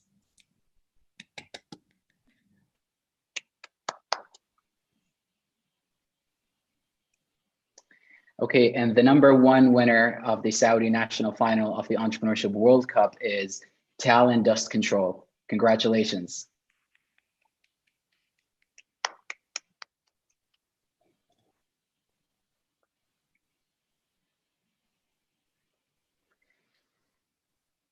Thank you very much. This really concludes the national final of Saudi Arabia of the Entrepreneurship World Cup. Thank you for making this an incredible night. We were happy and very inspired by what we saw with the startups, and we hope that you find them to be that as well. We really saw a number of pitches whose founders really presented with ambition, fierce passion, and dedication. We want to thank all of those that made it possible to do this tonight. For the co-organizers, KAUST, MBSC, and Gen Saudi, the partners, Munshaat and MCIT, and Arab News, and really to the experts, the judges and the speakers whose insights and knowledge have come to what we hope to a great value to both the finalists as well as the audiences and us, the organizing team. And speaking of organizing team, I want to thank our team at Misk, who's shown a lot of dedication and help and focus to helping young people build their future. As you've seen, entrepreneurship is really all about collaboration, cooperation, and community. And it's a ripple effect that moves both ways between the young people, as we saw, and the experts in the ecosystem. And remember always, there has never been a better time to start an idea, even with the current climate.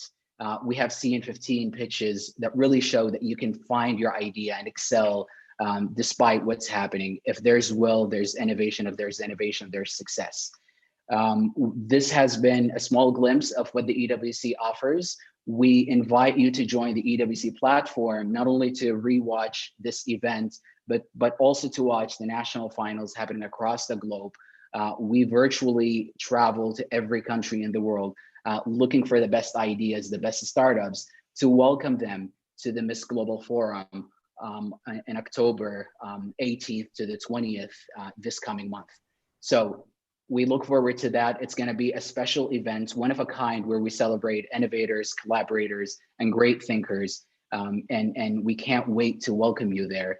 And I want to hand over to our great partner and friend, Amal Dakhan, to share a couple of words as well. Thank you so much, Abdurrahman. Basically, it's, I mean, we're coming to an end of a very inspiring evening. The reason we're here today is because we believe in the cause. The reason we're here, that we all support, the creation of the startups and the entrepreneurial journey. And I think no one will disagree that we see that the future of Saudi in these entrepreneurs and these innovators. What I loved, I think, about today, that we've seen players from different industries, from different sectors, and everyone plays a role to create this amazing ecosystems. So entrepreneurs, innovators, thinkers, all of you, keep doing what you do best. Keep inspiring us the way you did today. Keep producing all of these companies that changes people's lives. And I think places and events like Entrepreneurship World Cup is obviously one of the opportunities that shows us, what we can offer here in the Saudi Arabian ecosystem. And we know that there is a lot more that's coming very soon in all fronts. So thank you so much for all of you for having us actually here, for the contributor. Abdurrahman, thank you so much for a beautiful journey, starting from the very organization till very today, and to everyone who participated to bring us here. So always keep us inspired and stay entrepreneurially thinking all the way. See you all in October, inshallah. Have a lovely evening, all of you. Thank you. Thank you, and see you. Bye. Thank you.